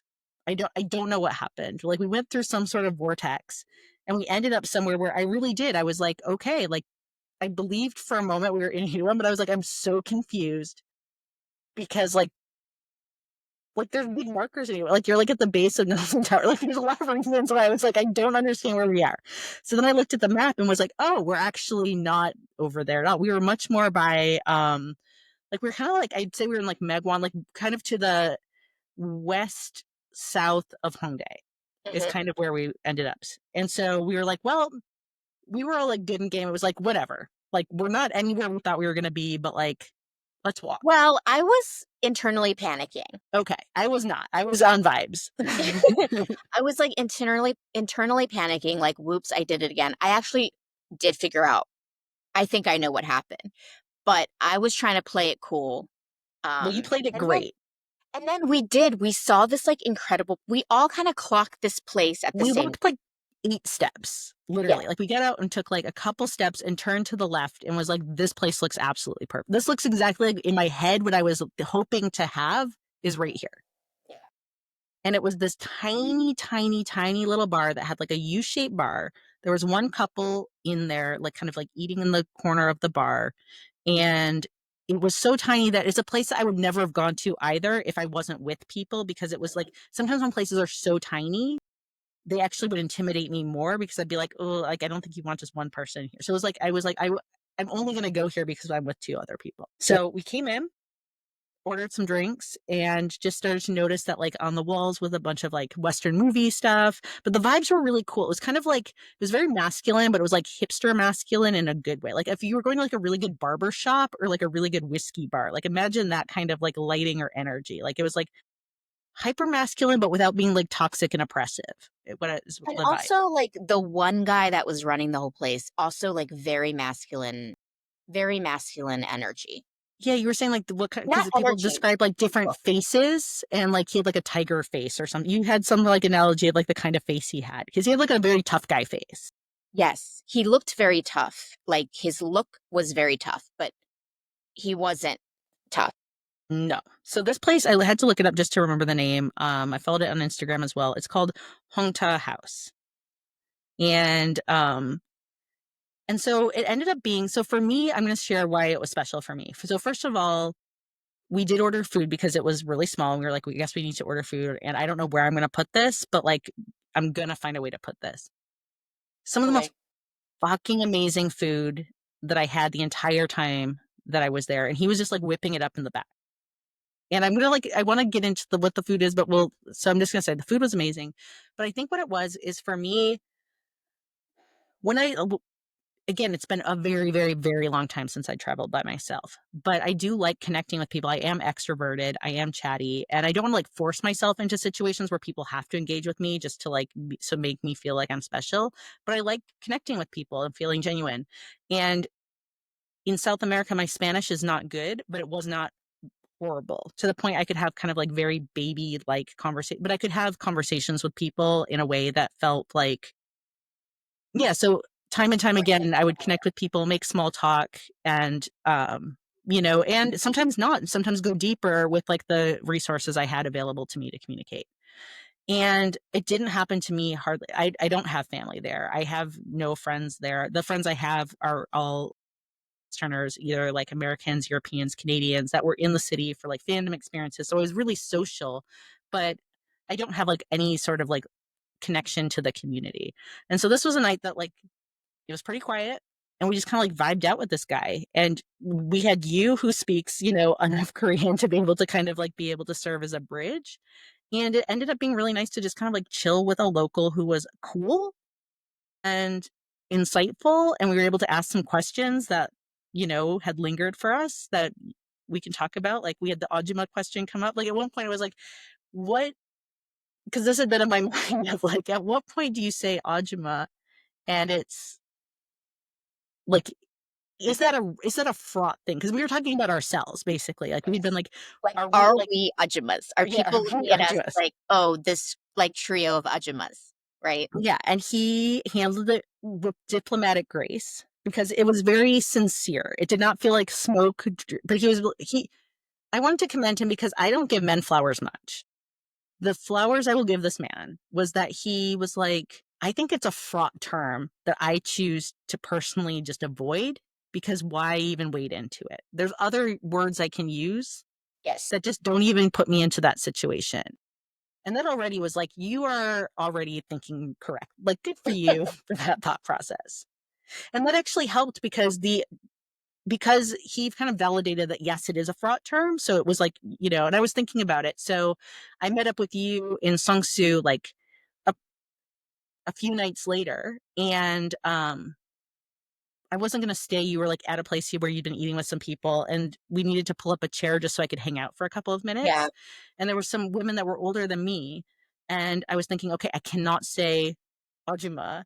And then I blinked on what the expression was. Wasn't it just Jogyo to like Yeah, yeah, that or emo. yeah, so he was kind of giving other examples. I blinked in my head of what to say, but I was like, I need to say something. So this was my moment of internal panic that might not have bled out, but I was like, what am I going to do? And so I just turned around and I went, Ani. And the lady turned around with the biggest smile. And I was like, Mhm. good choice, good choice. And she brought me the chair. Yeah, so Unni's, like, older sister, Yes. right? Yeah, yeah, yeah. Yeah, Right, where I was so kind of basically like, "Hey, girl, what's up? We're vibing," And so that I was like, "Good, yeah." And I could just tell. I was like, "Okay, whatever choice I made, that was a good choice. I didn't get a knock for that." yeah, no, that was I love that interaction so much. One, because, like, I feel like that's not like a superficial conversation. Mhm. You know what I mean? We had a conversation about like cultural nuance, and what was fascinating about it was like the takeaway was like ajuma does come with some negative connotations. Women of a certain age, there's like a period of time in a woman's life where she does not want to be referred to by anyone as an ajuma, whereas ajushi is not like that, right? Like the male counterpart doesn't come with this like yoke around your neck, you know? And I think there's a cultural counterpart here in like sir versus ma'am, Mhm. right? Like sir confers like status. Ma'am is like you're old. Yes, although we did talk about how then that becomes culturally nuanced too, Yes. because, like, in the Black community, using "ma'am" would often be, like, a normative thing, whereas, like, for me and, like, in a white-centered community, once you're "ma'amed," like, there is a certain connotation Yes. there, and also Absolutely. maybe I don't live in the South either. Yes, definitely. Definitely those nuances there as well. But yeah, I love that. And then like what was so special to me about that night is like we weren't like trying to chat him up. He Mm-mm. really like approached us. And it was like with these first of all, his food was extraordinary. Like we ordered like the like least substantive things to eat because we were so full. Remember the I will banchan? So never we get thought the over. banchan was, like, the main meal, and we were like, the banchan was, like, the best, like, there was, like, the steamed eggs, and we are like, "Oh my god, this is so good," and then we realized that that was just, like we're like, "Oh, that's banchan." Yeah, that was like the free thing, Yeah, and then we ordered this, like, like, fried tofu dish. My god, that was so good, like, just, like, pillowy, like, yeah. hot bites of goodness, the sauce was so good, and then he just would, like, come with all these offerings, like, he approached us and he was like, "Hey, would you like to try this, like, special liquor that." Yeah, that I made, and here's, like, the cup holders that I, like, made out of wood. I was just like, "This is a lot to take in right now." Like, this is very charming.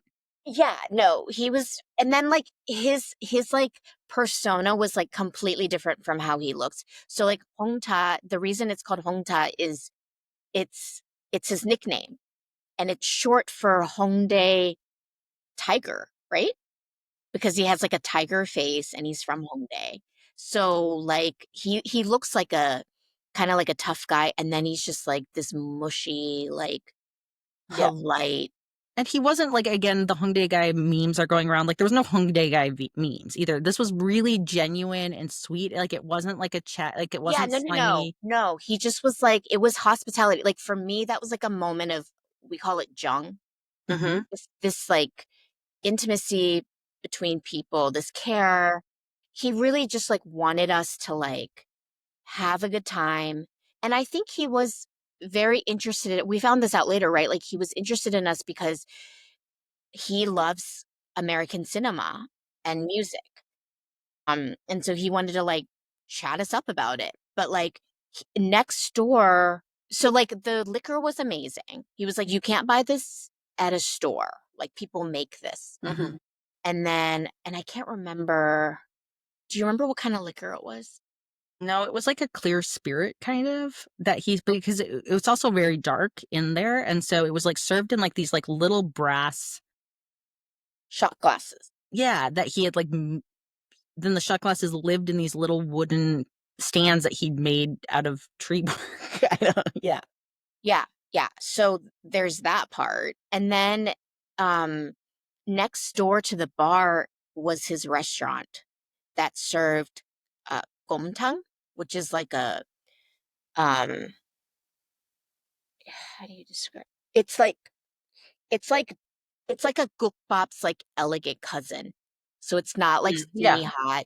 It's like a really, like, um, clear, like, subtle broth, and there's rice in it, and then, like, meat, like beef, like, very, very thin slices of meat. And he asked us if we wanted to try it. And then he, like, went over to his restaurant and came out with this bowl of his soup that he's really, really proud of. He only serves that soup. And right I mean, it's one of those things again, I love places and I went to a few, but this was the best one where it's like a thing on the menu type of place. And and it was cool to see the pride, and it was like really unself-conscious, and it was highly deserved. Like it wasn't arrogance, it was pride, and there's a huge difference. And it was generosity to like do this. And it felt just really human. It was so nice to have a moment that just felt really, really human. And when you just kind of like have a connection that is just kind of like temporal, but really genuine. Yeah. I love that night, and we were there for hours too, Hmm. for hours. Yeah, so I'm gonna hype it. I think if anyone goes, they should go to Hometa House. I will link it in the show notes. I am a fan. It was, and the fact that it was like just him doing everything and it was all done amazingly well. And I follow him on Instagram now and like, occasionally like see posts or click through. And so today, like just looking to pull up the name, he's, I mean, I'm very like endeared by him. He was making some sort of like cement cast lamps for his shop. And I was like, of course you are. Of course you are. And they look really good and they look just like the style of the place. They're kind of like slightly industrial, really masculine without being off putting or gross. Like it was just nice. And also, it was just for myself again, it's just sometimes to check myself. Like I spent a lot of time in, female company and I sought that like intentionally, so like I seek that out like, and genuinely most of I have guy friends, but I more and more as I get older I like seek out female friendships and time. And so again, to just say like hanging out with somebody that just it just felt really genuine and it felt like I was like, okay, I can like I was like, oh yeah, like in the middle of my like super fun girls trip, I was like, men are fun sometimes and male energy is lovely sometimes. Like Yes. which, I can be dismissive of sometimes. Mhm. Mhm. So It was, like, very BTS energy, like, just, like, masculine, but, like, this loving, soft masculinity. it's what I know can exist and is possible when like the patriarchy isn't just like harming all of us, because we've talked before on the podcast and I'll talk about it to anyone who ever wants to listen that the patriarchy is definitely harmful for women and it's super bummer for guys in my opinion because I just wish that we weren't like under the yoke of it. Mhm. So, Agreed. well, thanks for letting us talk because I was excited to talk about it. Yeah. All right. Well, let's do a couple of shorties to kind of close it out that are fun and simple because that's kind of where my mind's at this point, and so I just want to keep it like a little bit easy and breezy for the end. So, how about what's something where you found the hype was real and where's something where you found like the hype was not it? Yeah, so where the hype was real, it's simple. It was the Squid Game premiere event. Like, I feel like it was underhyped. Mhm. And then in terms of, like, what was overhyped, I don't know if people wanna hear this. Um, girl, those Korean skincare treatments, okay? Well, like you went and got facials? I went and got, like, stuff. Like, it wasn't a facial, like, I got, like, what do they call it? Like, a booster? Like, injectables, right? I got a skin booster, and then I had this, like, lifting thing done, and I feel like all I got was, like, pain and, like, a lot less money in my bank account, Okay. and my skin feels worse, like, looks worse. Wow. Um, and, like, my Korean relatives were appalled at how much I paid for this stuff. But then also, like, I tried to get advice from them, and the way that people, like, gate kept this shit from me across the board. And Really? not like armies who are typically very generous. They just, like, ghosted me when I asked them questions because I wanted to go somewhere, like, reputable. And then it was kind of the same thing with, like, some of my female family members were like they were like, "Get these procedures," but then they wouldn't tell me where. And then they Wow. were, like, tisking me for paying too much. I'm like, "I asked you Yeah. for a place," and it's just was, like, very, I don't know, patriarchal garbage. I don't know, the whole experience, and the only person that didn't gatekeep from me was one of my new Singaporean army friends. I Remember, like, saw we her. went to She was dinner? getting yeah, she had gotten some treatments done. She'd done I forget the full name of it, but it was the salmon DNA shots. Because when you Yeah, where, like, your skin's, like, all bumpy. right? Mhm. So I asked her, and she ultimately I went to well, she was the only person that told me a specific location, so I You went should have there. talked to me, but I mean, I don't feel like I went anything where that felt, like, super special. I went to, like, full factory facial places, but I had really good experiences. Yeah, I think next time I'm gonna do that, something that feels, like, soothing And it and was not like cheap. I Mine punishment. were cheap. Yeah, I'm sorry that that happened, but I guess you learned something. I learned something. I mean, I ultimately, I feel like it comes down to sunscreen and, like, genetics. I don't know how much the salmon sperm skin DNA is doing anything for you, but I'm sure people have had other experiences. Yeah, so that's my hype and Okay, I think that that's good, and I think that's actually informative for many listeners. Okay, so something where the hype was real for me, salt bread. I watched so many TikTok things where I was like, this all just feels like a bunch of influencer like yip yap about stuff just to like fill content. And I don't know why I really like bread and I really like salt. So like I'm gonna like seek it out even though I was like suspicious from the go-to. Like I was like, I just don't really buy it. And like, I mean, whatever. What far be it from me. So I'm loving it because I'm like talking shit about watching it, being like, I don't buy it. Day one, I was like, I'm gonna get salt bread. Whatever it was, it had sold it enough. The hype was real for me. So I went to I had to look it up. It was called Saha Salt Pond that was in Ixodong. So kind of a more of a hanok kind of like touristy historical area. And I went twice. So it was good enough that I went back and had no reason to go back. I only went back to get the salt bread again. What made the salt bread so good? It was bread. It was kind of salty. It had something in the middle that was like kind of wet and salty. I don't know. that's butter. Yeah, yeah, I think it had to have been like a good line of butter through it. So I'm not a cultural mutt. I have one line of my family that's German, that were German migrants.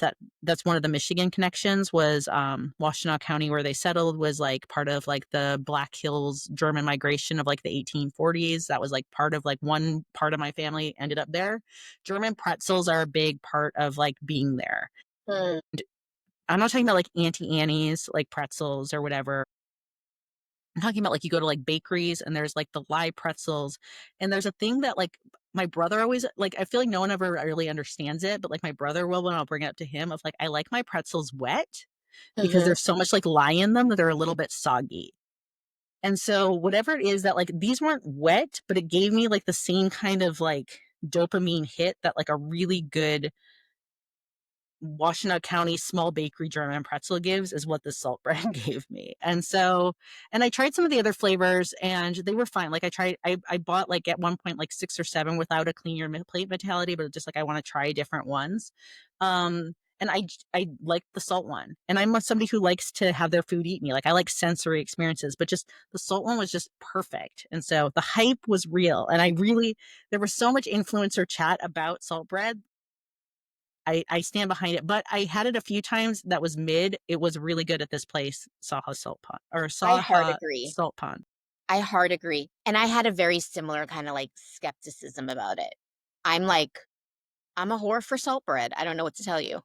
I am a salt bread slut. And then for me, where was the hype? Not it. Like this is a quit. I mean, this is just a little quibble, and it doesn't have to be for me. That's the other thing is like the hype wasn't it for me. Be it for someone else.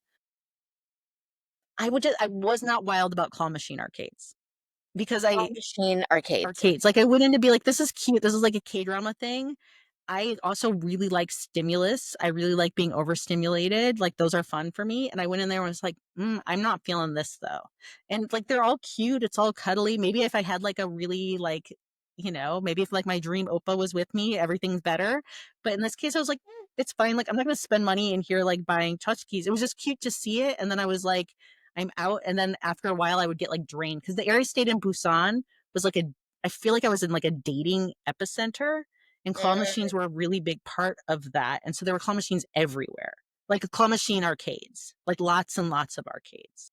So like every block had like two.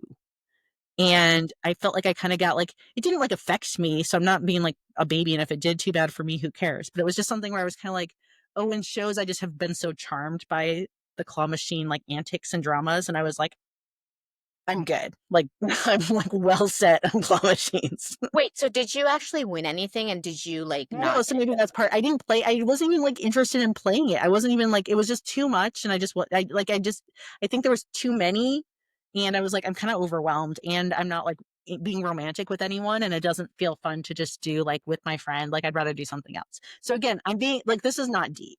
I just had to pick something because honestly, most of the things the hype was really good. So just for me, I would never feel like oh man, I got to go out and do some claw machines in the future. I'm good unless like I was with like if like Kong Newell wants to go do claw machines. It's my favorite thing to do. Oh my god, I love nothing more than to just do win me toys, daddy. Win me toys. All night long. I'm good. now I'm Um, thinking about Kankanul again. But anyway. sorry. I mean, that's every couple of hours it just dances through my head. Okay, and then I just thought like closing out, what are some pieces of like 1 to 3 pieces of practical advice you'd give someone planning a trip to Korea? Yeah. So definitely give yourself enough time in Seoul. I know it's hard. Because, not everyone can go on a 3-week vacation, but there's just so much to do there. I like 3 days are not enough, you know what I mean? Like you need a full week to like really get anywhere. And then don't sleep on destinations outside of Seoul. Busan and Jeju, I feel like those are kind of like the three big places people tend to go when they visit. They're all incredible places. Um, but like Korea has so much more to offer. And that's how I plan to travel in Korea from now on. Like every time I go, I want to go to sort of like a place that's not really talked about or like um yeah, it doesn't get the hype of those three. What about you? Think about suitcases because and think about like your suitcase strategy because I underpacked on purpose. So I packed pretty light. I packed kind of like a Patagonia duffel that I could use as like a back like almost like a backpacker's backpack. And then I had like a day backpack. And that's what I brought with me. And that was plenty for like I honestly overpacked clothing even though I thought I had underpacked. I could have brought less clothing. Yes. Um I ended up then buying a suitcase because I was also once I got there became like I took the Squid Game drug and I just wanted to buy shit. So I ended up buying first a sweet suitcase and then stuff for my sweet suitcase. So I bought a lot. And so in the end, then like my micro, like, my hyper minimalism like blew out the window because I was like, you know what? I just want to buy a bunch of cute shit for my kids. I want to buy a bunch of stuff for me. There's like, I went to like bookstores where I was like, I'm not gonna, it's like, what am I doing? Like, of course I'm going to buy this stuff. Like, why would I not? Like, I want to buy it. I've saved money for it. I want it. I'm going to get it. And I have no regrets. Like, I'm so happy with like everything I got. Here's the thing though, is why I say suitcase strategy is no judgment on like what you want to bring and how you want to bring it, but how you're going to move through the city is going to be really Oh my God. impacted by what you have. And if you're more than one person, you're going to have a really hard time fitting into taxis or Ubers with like if you've got two pretty big suitcases or two like even medium suitcases, like they may not want to take you because the cars are small. And so I would say that you're going to need to think about your strategy. You can upgrade and like book basically like vehicles that can take you places, or you're just going to pick a spot and not move. Like I was kind of moving from spot to spot. And so I just think that that's something to think about is that you're not going to be able to show up, especially if you're traveling with some other people and you all have kind of like standard Western size suitcases. There's just nowhere to you will not fit. That's actually such smart practical advice and it's true. And I've done what you've done too. And like they have beautiful suitcases in Korea and they tend to be cheaper than here. Um and like at the end of my trip I stayed in a really great little place in Dongdaemun, but it was on the 5th floor of a building with no Mm. elevator. And at that point I was like bursting with stuff too. And my God, like it was not fun moving in, and it was not fun moving out. I actually hacked. I found a hack ar in terms of, like, suitcases or, like, how to travel back to the US. So, what I did is I just had, like, all the things that I acquired in these, like, provisional bags, took them to the airport, and I was planning there's this spot where you can, like, buy a box for, like, Oh, $5. you did the box. I've seen this. Okay. I did the box, but I didn't even do that box. I went and I bought remember that skincare stuff that you told me about in our last conversation? It was like these 2 skincare things that you got at the pharmacy, the Yes. lotions and Mhm. creams. I saw a pharmacy and I popped over and I was like, "Well, I'm just gonna on a whim ask if they have them." They did. I'm pretty sure I paid way more than you did. But while I was there, I asked about the box place. And while I was paying, one of the women there just comes out with an empty box and gave it to me, and I just filled it, and taped it up, and it was my checked bag, That's and I awesome. didn't have to yeah, so that was really nice because at this point, we're like, there's too many suitcases in our house. I just bought my daughter, like, a suitcase for her as part of her graduation gift, and anyway, Um, that's like a really, like, cheap, affordable way to do it, and you don't have to mail it because 'cause I've seen people, like, mail things back, and it's, like, $60, and at that point, it's like, you might as well have bought all the stuff in the US, for because you've, like, made there's no savings. Um, so yeah, that back box hack is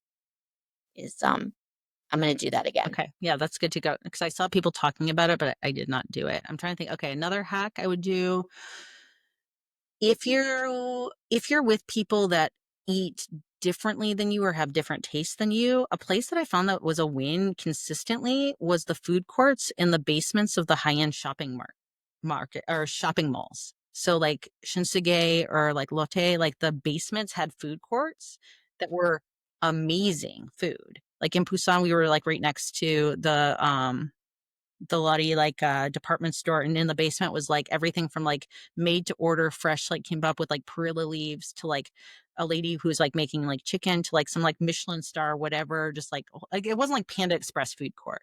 These were like Yeah. nice, still really affordable, but everyone, like if your tastes were like, if you like more spicy food and you're with somebody that doesn't, or you're with like somebody who's a vegetarian and you like meat, like the department store food courts in the basements were not something to sleep on. Like they were pretty solidly good and cheap. Again, like, really, really good advice. I'm just because I'm a newbie, I think like the fresh stuff is in my head of like what was hmm.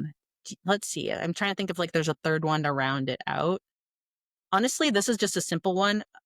And this isn't even advice. This is just something I think people should do because I really enjoyed this and I haven't talked about it anywhere yet.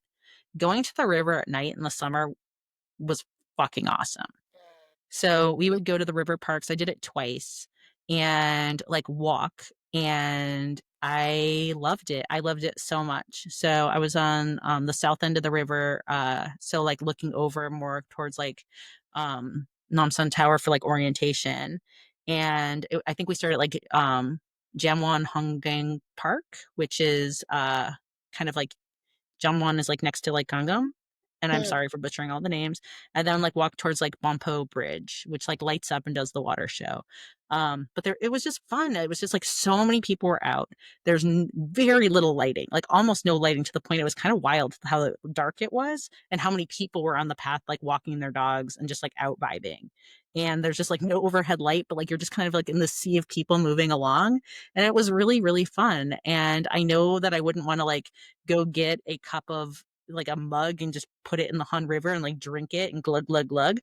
But it smelled really clean. Like smelled like it smelled like fresh water, and I love the smell of fresh water. It just reminds me of growing up. I grew up on a lake in Michigan, so just that like really strong smell of fresh water and moving with people. I'm not a big animal lover, but like just like I love how people love their dogs there, and just like Pomeranian City. So there's just all these like shishi fun dogs out. There was like a pool that you go, and so I went back again with my friend Tanya, who I do afternoon army with, because we had so much fun doing it the first time. It was like let's just go back and like walk through the river parks because it's so much fun. And so, yeah, I really stand like those. That was a really great thing to do. And it was just like super hot, super humid. It doesn't matter. It's dark. You're going to look like you've swam through a lake, even though you've just walked, but it doesn't matter because it's so dark. Who cares? Again, great advice. Great advice. Did you get the ramen I did while you were not. So I there? actually ate I thought I was going to eat a lot more ramen while I was there. I only had ramen once while I was there. And like the whole time I was in Korea. The things I didn't have hardly at all were ramen and Americanos. And I expected to have iced Americanos a lot and I expected to have ramen a lot. And when I was there, I was like, I actually, it's too hot. I don't even feel like iced Americano. Like I didn't even, like it didn't even sound good to me. And so that's when I got in the barley water kick. And then with the ramen, I felt like I was like, honestly, I felt like I was eating a lot, but then like purging it all out by like walking and sweating. And then I was like, I don't want to now like hold all this like I'm like it's good I'm sweating it out. I don't want to hold it all and then like I feel like I'm BTS, but I didn't want to wake up the next morning and just be like extra puffy. So I Mhm. was like, I'm just gonna let the ramen go. But I have had regret since leaving that I didn't eat more ramen. Yeah, like, I've always wanted to have that Han River experience where you, like, go and get the ramen at the convenience Yeah. store. I watched people doing it. Yeah.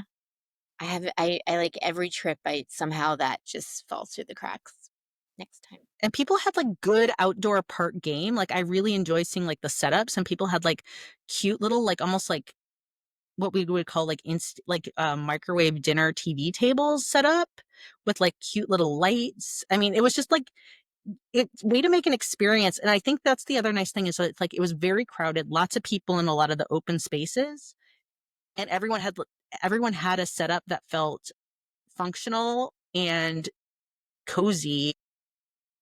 And it's just really nice to see public space get really hyper used because I like urban spaces so much, but I like to be outside too. And so I like it when it is a, a really good mix of just like functional urban outdoor use space. All right. Well, as we close out, do you have any other reflections? I know I skipped some stuff if there's anything you want to go back and answer, or if you just had any other reflection. Yeah, yeah, I mean, we spent a lot of time talking about ARMY, um, and BTS, and I know that's something that we share in common, and I did wanna have a chance to talk about this upcoming documentary about ARMY. It's called Forever We Are Young, and, um, I mean, I'm just gonna hype it because I love ARMY. I feel like we deserve a film. I personally know the filmmakers. They're both, people I really admire. Some are mentors, and they're also friends, and also fellow Korean Americans. But almost everything I've heard, both online and in person, when I talk about this film, is false. And so I just really wanted to take this opportunity, this like moment I have on a platform to speak with people that I share um, this community with. It's like people I'm in community with, right? Hmm. It's gonna have its global worldwide premiere on July 30th. Okay. I always want to like like clear the record, right? Especially in this time where like so much of what we're experiencing is like false information from our government, from our media, from our neighbors.